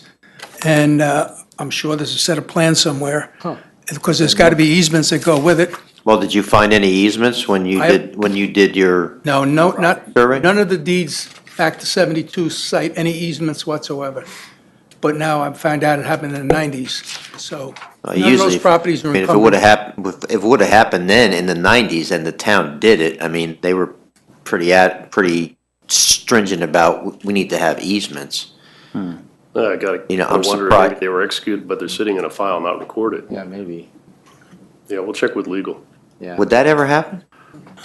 Highly unlikely. Well, the homeowner I spoke to who lives there, his name is Haight, he was there. He came to the board meeting here and talked about it and got it done. He filled me in on all of it. He said there are easements, he's not allowed to build on it, and the town could come in at any time, of course, and dig it up, fix it, whatever they want to do, unplug the drains. See what we can find. Okay. So I'm guessing my next call is going to be to the engineering department and see if they've got these plans. Kristen, is this yours? Yes, it is. All right, we'll get there, okay. Thank you. So, throwing a wrench in my decisions here. No, so I'll go back to the seeker review. The planning board is the only identified involved agency for seeker review, so there's no circulation for lead agency required. And planning staff did provide comments. Thank you for addressing them. We will look into this issue. We'll have to follow up about it. I'm not exactly sure how the board feels going forward based on this information, but we had previously, town staff had recommended a conditional lot line approval based on the addressing of the comments that have been provided to you. Well, does this, It could be conditional. Be conditional. conditional? Yeah, we could just, I mean, I don't think it'd be, if you're okay with it, it'd be a problem of to proceed with a condition a condition to, if there are town lines there, then to file easements as may be required for the benefit of the town. Well, but also to locate, whatever can be located on a map going forward based on whatever the engineering department may have. And we'll check with legal as well. Well, the purpose of this was to basically create a more buildable lot, right? The one that has access off a wing, is that? That appears, that's our guess, yeah. Yeah, he says he's not going to, but The other's just a postage stamp. yeah. Give it a bigger lot. Yeah, and because, if those are in fact, it just seems weird to me why they would be installed by the town when if they were trying to solve a problem on Locust Road, why they just wouldn't have come right down Locust Road and down like Wing? Why would you go through, why would you go through the hassle of going through people's lots? Yeah, that's it. But, Those lots were flooding, he told me today, Mr. Haight. He said there was always a lot of water there. So there's catch basins there? That's what's there now. Drop inlets are out, kind of scattered around. There was nothing there before. There's a creek somewhere. I didn't see it. Yeah, There well, was a we're gonna creek. have to look at it, so flooding issues over in that there's really neighborhood. not much we can do about it, tonight, but, I mean, Well, if the board is agreeable to leaving it to the legal beagles to work out. figure it out if it's, all copacetic or not, I don't know. I guess An engine. we can't do anything with it here, but I don't have a problem with that. Yep. Okay.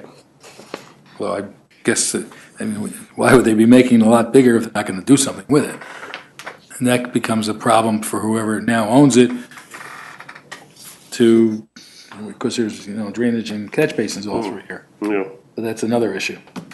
yeah, I mean, if in fact they are town, it is a town drainage structure and we need to get, easements, that is gonna be a problem for the lot, although, the purchaser of the lot certainly has the option, moving, the drainage and redoing the easements depending on where they're gonna put their house, but it's I mean, not optimal. Yeah, no. It's interesting, I mean, a few years ago, the engineering department and our highway department made some fixes within the right-of-way and the roads further up the hill. We had problems, they took care of that. Just kind of interested that these are sort of out there by themselves. I kind of wondered where they're connected to. Well, all right, well, again, we're not gonna solve it here, so we'll have to look into it. I think if, Neil, if you would agree that we Kristen and I crafted a condition that would capture whatever results come out of this to provide for maintenance responsibility on them. So depending on the research, I think we just want to make sure that if they're not town, you don't want to take them out and all of a sudden have a neighbor suddenly start having a problem. If they're private things intended to get rid of some groundwater.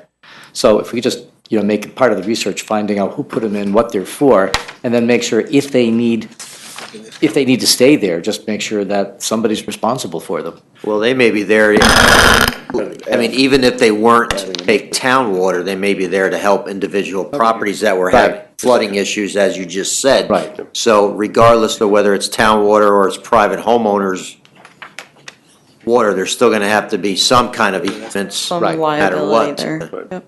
Yeah, Allow I that to think, continue. I think we should tread carefully here. Because if the town installed the drainage, there is no easement, there has to be an easement. In the That's what absence, we're gonna have to look at. I was told there are easements by the homeowner. Well, we're gonna have to, that's gonna have to be established, Yeah.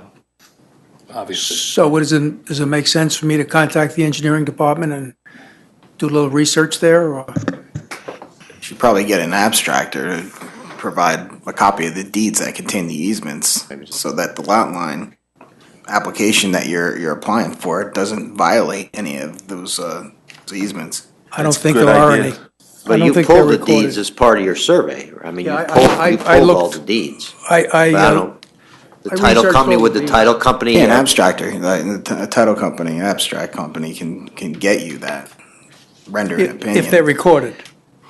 Well, They yeah. have to be recorded, I otherwise couldn't they're not find them. they're not legal easements then. Okay. Unless, as Neil said, they're in a file somewhere and it got forgotten. In which case, they're gonna have to be tracked down, but, you know. We have lots of old maps that show easements that were never filed from We'll way see what back. we can, we'll work with you and see what we can Yeah. find. This'll help Check with legal. Kristen learn a lot more about the town. But if you could, I mean, if you could dig up any other documentation that owner might have. it's or trial if by you fire. Are doing any abstract research, that can only help. Okay. Okay, any other questions, comments? Anybody? No? That was the main issue.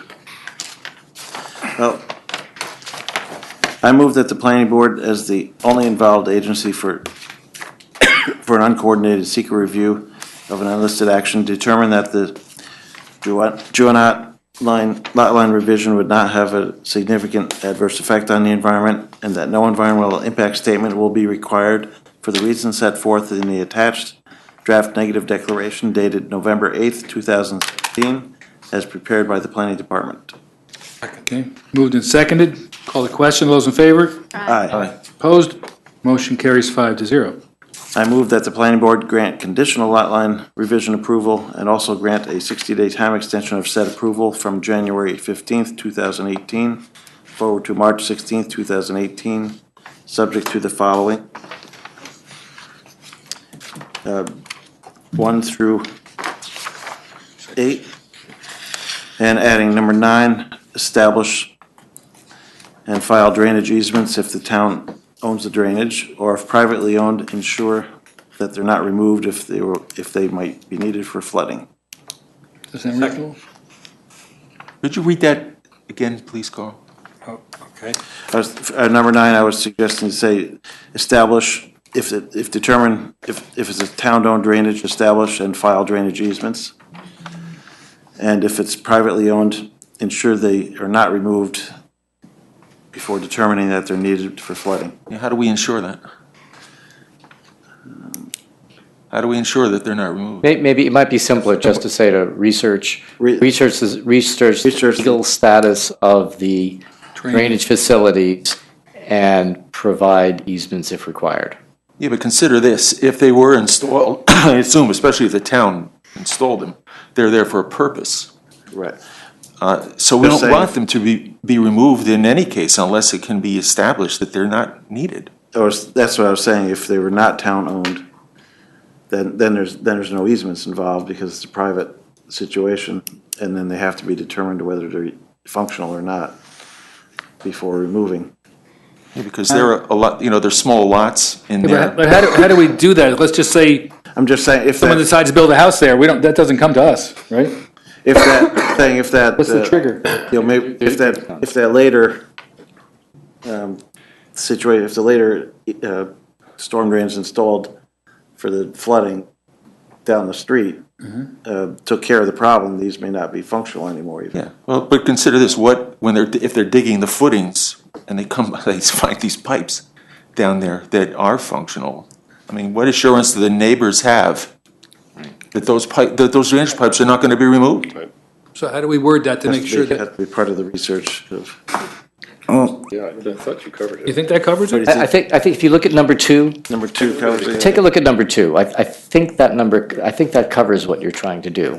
If not, then feel free to. Identify any and all existing and proposed easements and conditions with respect to stormwater drainage on and adjacent to the site. Maintenance responsibility for stormwater drainage facilities shall be addressed in perpetuity on properties held in the proposed action. That's fine, but if there are no easements, and there are existing pipes there, number 2 does not cover that. Right, if it's not town-owned, then there's not. Yeah, I think we have to get something firmed up, that if the lines exist, even if there are no easements. Yeah, I hear what you're saying. I don't know how to word that. Counselor? all I can say is that, I guess it's not within your for your consideration as to whether or not the, resulting, lot line is gonna result in a buildable lot here. I mean, Peter, I'm sorry. And there's going to be no decrease in size of this of any of the parcels, so you're not going to have any variances that are going to be required. But as to whether or not there are any, I don't know, easements that would be violated as a result of that, all I could say is if and when somebody goes to try to build on that property, an abstract will be obtained. And they're going to find that they're not going to be able to ensure title if there's a violation of any of those easements or, that results in a loss of access. But we don't have those today. That's why Mr. Sheridan already looked at the deeds.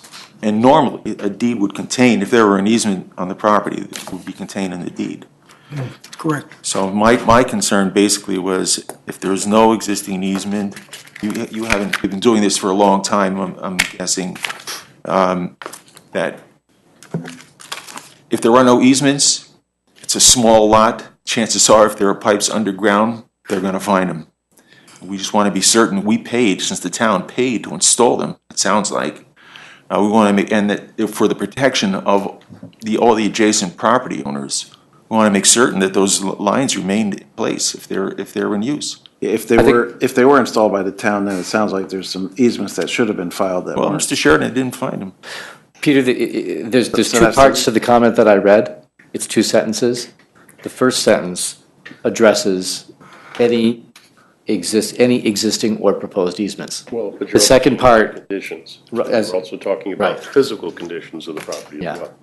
correct, and the physical conditions. The second part says maintenance responsibility shall be addressed in perpetuity, whatever that means. So, Well, why be ambiguous? Why not just spell it out? That if there are drainage lines underground, they can't be tampered with. Well, I mean. Or they could be relocated. They could be relocated, right? Yeah, if they can be relocated pending, our engineer's approval. I think what I thought of that, I wanted to leave it open-ended because what Sean described to me was that the town rerouted drainage along the roadways, it could be the last year or two. If that drainage has now superseded the functionality of those pipes, then maybe they're not needed anymore. But we don't know. Exactly. That's We what has to be don't, researched. we don't know. They can adjourn it. I mean, that's why we call it planning. Yeah, Yeah. let's. That's what I'm thinking. We should adjourn. Find out some more. Yeah. And we'll deal with this at the next meeting. We're not gonna solve this tonight. I No, don't think it's up to us to solve it as a board. we'll have to do some homework. So I think that the applicant has to do some homework. Starting to sound like. We gotta find out if there's easements, if they've been filed, or why haven't they been filed, what do they say? And when they are filed, if they haven't been, that they have language in there that indicates that, you can't disturb what's there, and so on and so forth. Absolutely. I think it would be helpful if you gave me or the planning department a copy of the proposed deeds as a result of the lot line adjustment, so that we can follow along with We'll defer to descriptions. January. You're not gonna get I'll this give you done by my Monday, are you? contact. Okay. You won't have this done, ready for resubmittal by Monday, will you? Well, it's gotta be I have the research done. deed I did 2-3 months ago, if that's what you're talking about. Well, it's gotta be reviewed. I would just Gotta say be researched. that we defer and come back in January. Because I don't Need think you're some gonna have. time, we'll need some time like to research this. and- You don't have to specify, it's not a Right, I don't have to public specify a date specific, Yeah. but I'm just saying, I don't think we could do this in December. hearing. So if you want to get this, work with engineering, work with staff and our council, then decide what you're going to do and then schedule whatever the next appropriate meeting is. Okay, does that sound fair? Sounds good to me, yeah. Okay. It sounds like there's too much research involved. We're all trying to play lawyer and I everything thought else I here. would just go to the engineering department, pull open a file, flat file and find drawings. Surprise! It's not gonna happen? Wow. Try it. Maybe you'll be lucky. I rescind my previous motion, and I move that the planning board defer site plan approval and, Conditional. conditional lot line revision approval, and direct the applicant to respond to comments from the planning board and those received from town departments and agencies, including but not limited to the following 1 through 8. That sounds good. Do we have a second? Peter seconded it. My first, second, and offer a second. Okay, second. There we go. All right, you got all that, Carol? Got it. Okay. We call the question. All those in favor? Aye. Opposed? Motion carries 5-0. I think that's the best way forward. Thank you. Hey, Carl, just a clarification. Was it your intent to rescind both actions of the board? No. Or just the last one? Just the last one. Thank you. I think we're okay with doing the, Nate, contiguous owners. Well done, board. Contiguous owners. That's what you meant. Okay, Kia facade renovation. Architecture review for proposed renovation of the existing Duchess Dodge dealership facade for the adjacent Kia dealership, 2291 South Road, Zone BH, Highway Business District, 5.44 acres, Type 2 action, James R. Mulcahy, owner. Good evening, ladies and gentlemen. Thanks for having us. My name is Joe Jordan with Povell Engineering, representing Duchess Kia. I trust you've seen the copy, the rendering that we have submitted for you to review with respect to the upgrade that they're looking to complete. We did have a meeting with Mr. Mulcahy, and I have a supplemental drawing for you. It shows the Iluka wrap going around the building. His intention was to provide the facade around approximately 12 feet on each end. I do have an updated drawing, 12 copies I can give you now. I'd like to provide. Does that facade match the one at the Dodge building? Yeah, it will. I have a sample of the matches, material also huh? that was requested. Yeah, that's what I thought. Yeah, So it won't match. Can I ask him? Finished. okay. And we also included a existing rendering. They had for who, for the transport. Here, have a bunch. The one Yeah, just pass them on down. Pass a couple Give one to Peter down there. Okay. down there. Oh, yeah. That looks good to me. Okay. That's fine. So this, In essence, what we're trying to do is provide some symmetry between the Dodge building and the Kia building, and use the Kia branding essentially to upgrade the existing logo and facade. Okay, thank you. I think it's fine. Else, this is the, I thought it matched the existing Dodge building a little bit right now. I'm sorry? this is I nice stuff. I thought it matched fairly closely the coloring of the Dodge building at the current. Yes, it's just that he wants to put a newer upgrade to it. It's a slightly faded, and they want to get the height comparable to the existing building next door. So they're going to take this wrapping around the front, upgrade the logo to the generic Kia branding, which is basically what they're trying to do is get every one of their facilities looking the same as part of their Right. brand. And that brick on the bottom is existing now, so that's. Yes. It's only changing from the windows up, right? Yeah, basically straight up and, So EFS on the front, basically, okay. yeah. Krista, anything you want to add? I know I took your, No, that covers it. I had requested a material sample, which you provided. Thank you. Aren't you also painting? Aren't you painting as well? Yes, as the Iluka wrap is going to go around 12 feet to basically the door on the side, it will be stucco and lined to match the pattern of the panel lay that they have there. So it'll look exactly identical, be painted stucco, color matched. Okay. color match, okay. Yes. Okay. Sounds good. Questions, comments? Any other? Okay, I move that we accept the architecture and the sample as presented. Second? Call the question, all those in favor? Aye. Opposed? Motion carries 5-0. You got it. Okay. I think we can adjourn.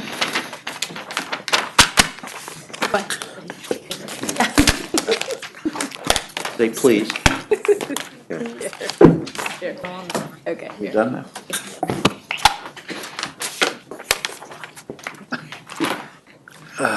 Important to join us, please. I feel very moist. Yeah.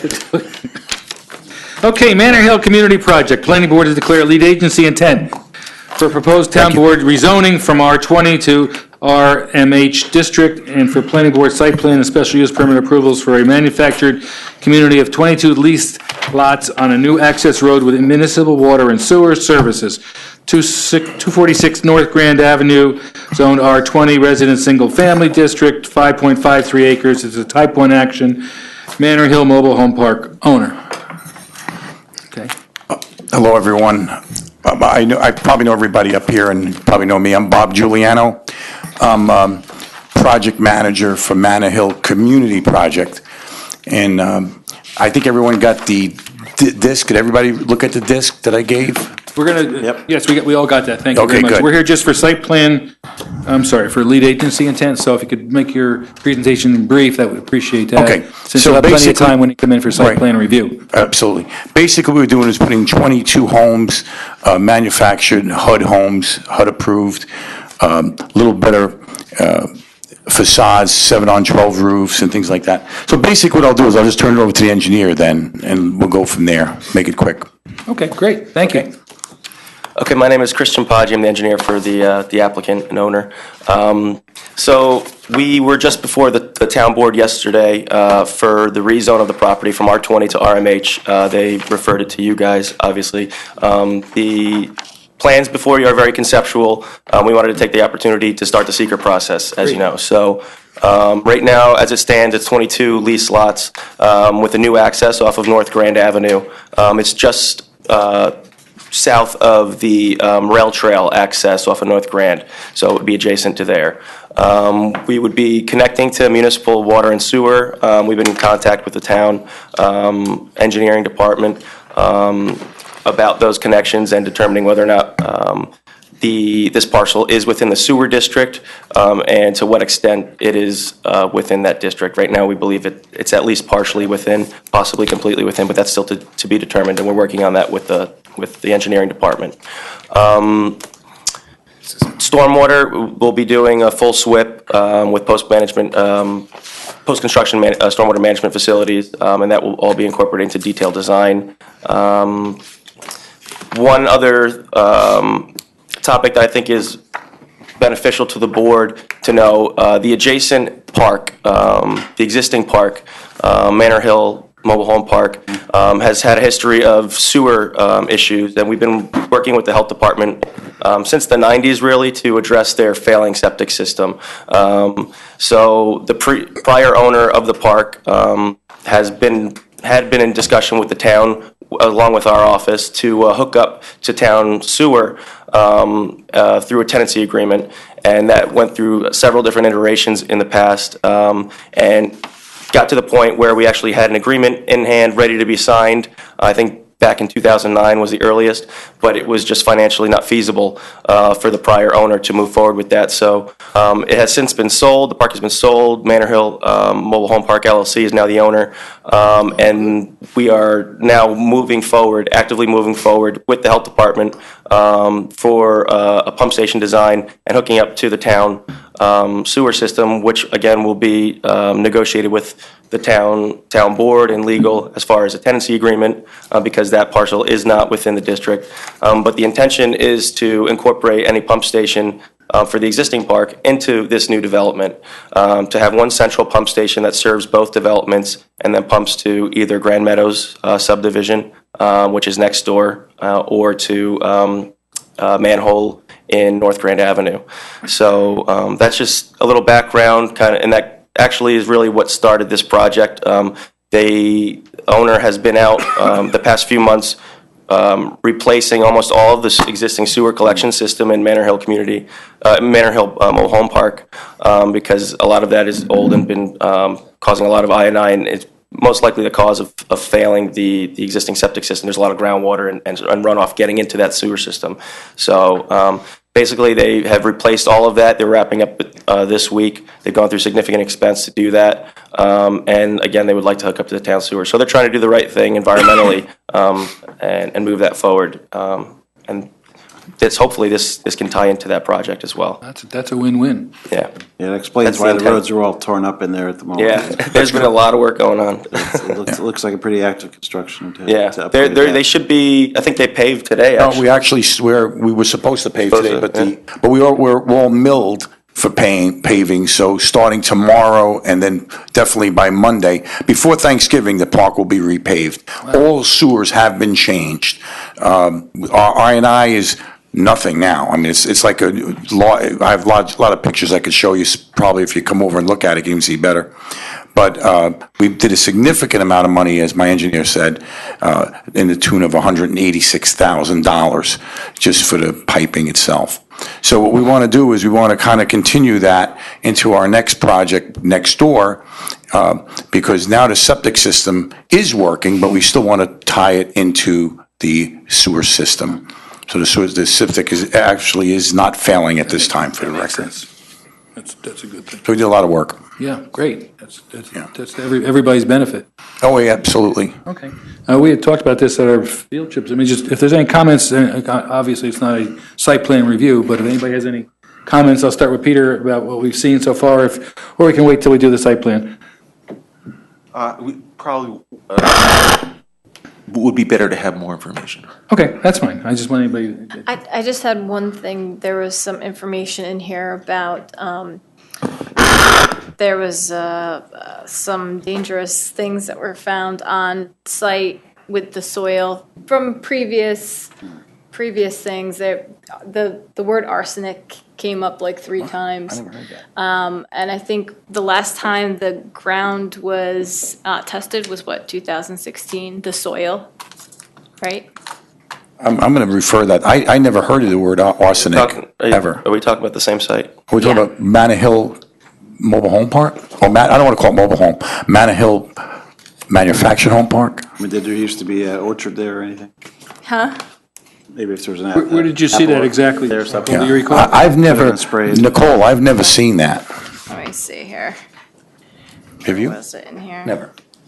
You have to be careful because they sometimes use with the web mapper, and a web mapper will incorporate sites that are sometimes a significant distance from the subject site. Were we talking about facilities that were nearby? I think it's like within like 2,000 feet. There was, so north of the property, there was an old hazardous waste site. I think there was 3 listed on the EAF, and I went through and took out all the information from the DEC on those sites, but they have since been remediated and they are no longer active sites. But I just included that information because they did pop up on the EAF. Right. But those are not on our site. They are they're not even adjacent. North of the rail trail. They're north of the rail trail. We run into that a lot with WebMapper, because WebMapper, by virtue of its name, casts a pretty large net, yeah. Yeah, in fact, the project that we're talking about, if you want to talk about it a little bit, is going to be significant, where we have affordable housing in it at a very good price, between $146,000 and $156,000. Lawns being done, higher end homes. These are not, as I said in the movie, these are not mobile homes. They're manufactured homes. Well, that's So why there's a difference. that was just a little bit of a concern to me, because I wanted to make sure that you are putting homes on this site, so we don't want any Absolutely. contaminants or anything Absolutely. like that. In fact, even the slabs are HUD approved. They're monolithic, but they're also frost protected. They call them FPE slabs. So, and what you're going to see on the outside on these homes are not like skirting. You're going to see it'll look like concrete, It's really styrofoam and insulation. So not only are we doing FPE-approved slabs by HUD, approved by HUD and approved and stamped by HUD, I have it in the book, but we're also going that one step further and putting insulation around the outside of homes that look like homes, that go with that look just like like your house, like a regular residential home.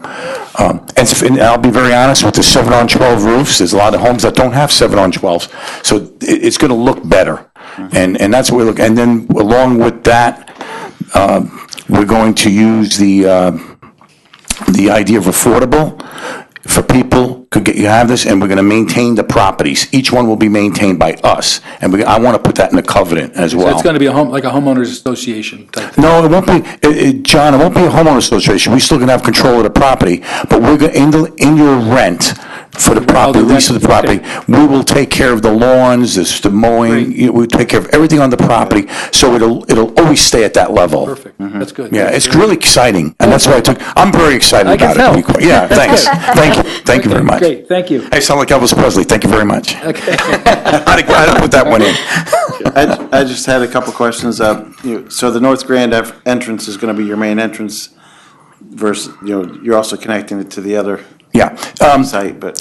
Yeah, there's going to be an entrance on North Grand Avenue as well, but you could use both entrances. Use both. I just didn't know if you had one that you're intending to use as the main, because I don't know about how the site distances need to be looked at on North Grand there.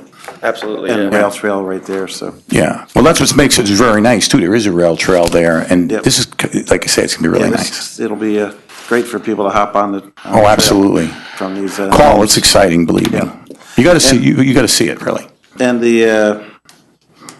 I did see there was like some kind of, I don't know if it's sewer related, there's a manhole in the road between the two sites. There's a proposed road between the two sites, there's kind of a manhole cover or pump or something out in that field there. I'll take that. That's like right in the middle of the road. That's the existing septic That's a Meadowview pump system. station? There's a few different tanks and observation ports, and it's a pretty big system, so there's a bunch of different manholes that are actually in that field, in that open area. That system's going to end up being completely abandoned. So those tanks will be removed. So then the road over that thing is not an issue then? Exactly. Yes, exactly, yeah. All right, great. You said they're going to sit on slabs. Just going to be a slab, or is there going to be any kind of a foundation access under the home for utilities? Or The answer to your question is they're slabs. They're actually monolithic slabs, but today the HUD, the Housing and Urban Development, which they designed, is called a FPE slab, frost protected slab. Then it'll be like skirting, but it won't be skirting, as I said before. There'll be access doors and there'll be automatic vents with helixes on them. So when it's cold, they'll close the helixes automatically, non-electrically, but is anybody familiar with a helix? It's like a coil. And what it does, it closes with good temperature. So in a lot of ways, there probably won't even need to be heat tapes under these homes. It's going to be operational that way. We probably are going to put heat cables, but I don't think we're going to even need them. But we're going to put that because we're doing one extra step. Well, not only are we doing the frost protected slabs from the bottom up, we're also putting the insulation around the home that looks like concrete, which is really styrofoam. So the slab is at grade level, it's not below grade? No, it's not. It's actually slightly above grade, the slab. And then the home sits on top of that. I could show you the actual slabs. And how are these going to be heated? Is there natural gas there? Are there going to be oil tanks? Or? That's a great question. We're not using oil, even though we're an oil company, but we're a propane company. So we're going to use propane. So what I'm going to, in our planning stages, was I was going to bring to you, to be totally transparent, I wanted to do is put a central propane system in, if you allow that, where there would be no tanks at each house, would be metered. We'd run it just like individual pipes to each house to have gas. That would be an ideal situation if we could permit that. So it's like a central plant. It's like a central tank system. That's correct. So you could run a pipe over to Van Wagner Road and just tap into the big storage tank over there, right? That would be good. We'll free that. And don't forget, we need to meter that to us. No. No, but what we would do, is just, I don't know if you want me to get that deep. No, that's okay. Okay, all right. You know me, John, I get deep I know, into we're this going to hit stuff. that right plan. Okay, yeah, but I think that's something to think about. That's something to think about. Interesting way to try to do it. Yeah. I have a question actually for Kristen. We've been basically kind of working from the concept plan now for several months. I think at some point, about a month ago, so you and I spoke. Have you got a survey? We just got the final survey this week, so I was hoping to bring some more design tonight, but it took a little longer to get that survey. Yeah, it might not be a bad idea to schedule a staff level I agree. session so we can kind of hammer through once you've done your layout on the survey with the boundary, and we'll get all our departments in. I mean, one thing that, and we should be talking also with the county, is to find out what it is that they may be wanting in the way of screening, along the backside where it butts the rail trail. And then, of course, we'll have to talk with engineering about the actual physical connection to sewer. Actually, last night's town board meeting, the town board voted to accept the roads in the Grand Meadows subdivision, which also includes the pump station and the easements and all of that. So, Great. So the connection can be made. Awesome. So, okay. That's great. Yeah, that we would definitely like to have a meeting with you guys if that's preferable. So that'd be beneficial. All right, sounds good. I move that the planning board declare its intent to be the lead agency to coordinate environmental review of the proposed project as a type 1 action and authorize the planning department's circulation dated November 16th, 2017 of a notice of said intent, a copy of the EAF, and a copy of the application to the identified involved agencies. Second. We moved and seconded. Call the question. Those in favor? Aye. Aye. Opposed? Motion carries 5-0. I move that the planning board defer further action on this application pending establishment of a lead agency and direct the applicant to respond to comments of the planning board and those received from town departments and agencies, including but not limited to the following 1 through 4. Second. Moved and seconded. Call the question. Those in favor? Aye. Opposed? Motion carries 0. Thank you, guys. Thank you, guys. Thank you very much. Say hello to Larry. Yeah, we'll do. Thank you, guys. Good seeing you. Maybe we should, I'm thinking maybe we should just do Dahlia anyway. You want to sign? Maybe we should do, can we do that Dahlia? Think about doing that. All right, well, okay, I guess that's off the agenda. Just a thought. Arlington Farms time extension, Malabar Realty Inc., time extension of an approved site plan for proposed demolition of an existing structure on the site, and construction of a one-story gas station convenience store, 3,400 square feet, and a gas canopy and 4 pumps, 798 Dutchess Turnpike, 219 Over Rocker Road, Zone BH, Highway Business District, 0.81 acres. Neg deck was adopted on February 19, 2015. Initial site plan approval granted December 17, 2015. Malabar Realty LLC owner. Carl? I move that the planning board grant a time extension of conditional site plan approval for 2 90-day periods from December 5th, 2017 forward to March 5th, 2018. Second. Right, 2 90-day. That doesn't. That's not 2 90 days. That's a 30-day. December, January, March, that's 90 days. That's 1 90-day. December 5th Yeah, to. 90 days, should be 180. Just why don't you say from December 5, 2017 forward, period. And we'll fill in the date. Or is the approval of 180-day extension? For 2 90 days. Well, you got to call it for 2 90 days. All right, 2 90-day period extensions through March, April, May, June? 80 days instead of 180. Forward from December 5th, 2017. Okay. Okay, fine, that's great. Can I have a second? 82 days. Second. Ended already. Planning board, it's been seconded to grant a time extension of conditional site plan approval for 2 90-day periods from December 5th forward 90-day, forward 2 90-day periods. Call the question, all those in favor? Aye. Opposed? Motion carries 5-0. Thank you. Sheraton lot line revision of an approved lot line revision for proposed conveyance of 1.28 acres to a residential parcel for a vacant parcel in common ownership, 8 Kingwood Park and Kingwood Park, zoned R20 resident, single family, 20,000 square feet district, 1.18 acres and 3.3 acres. Negative declaration and conditional lot line revision approval was granted on April 17, 2017. James D. Sheridan, owner. I move the planning board grant a time extension of conditional lot line approval for 90-day periods for For 90. two 90-day periods. No, it's only, June One? I'm 90. it's only one. Is it one or two? June 15th, this date would be. Forward to, from December 17th, 2017 to June 15th, 2018? Yep. Thank you. That's my wife's anniversary. With who? Me. I call the question, all those in favor? Oh, it's second, sorry, it's been seconded. Call the question, all those in favor? Aye. Opposed, motion carries 5-0. I think that's it. Anything further? I move we terminate the meeting. Second. Removed and second, we terminate the meeting. All those in favor? Aye. Aye. Opposed, motion carries 5-0.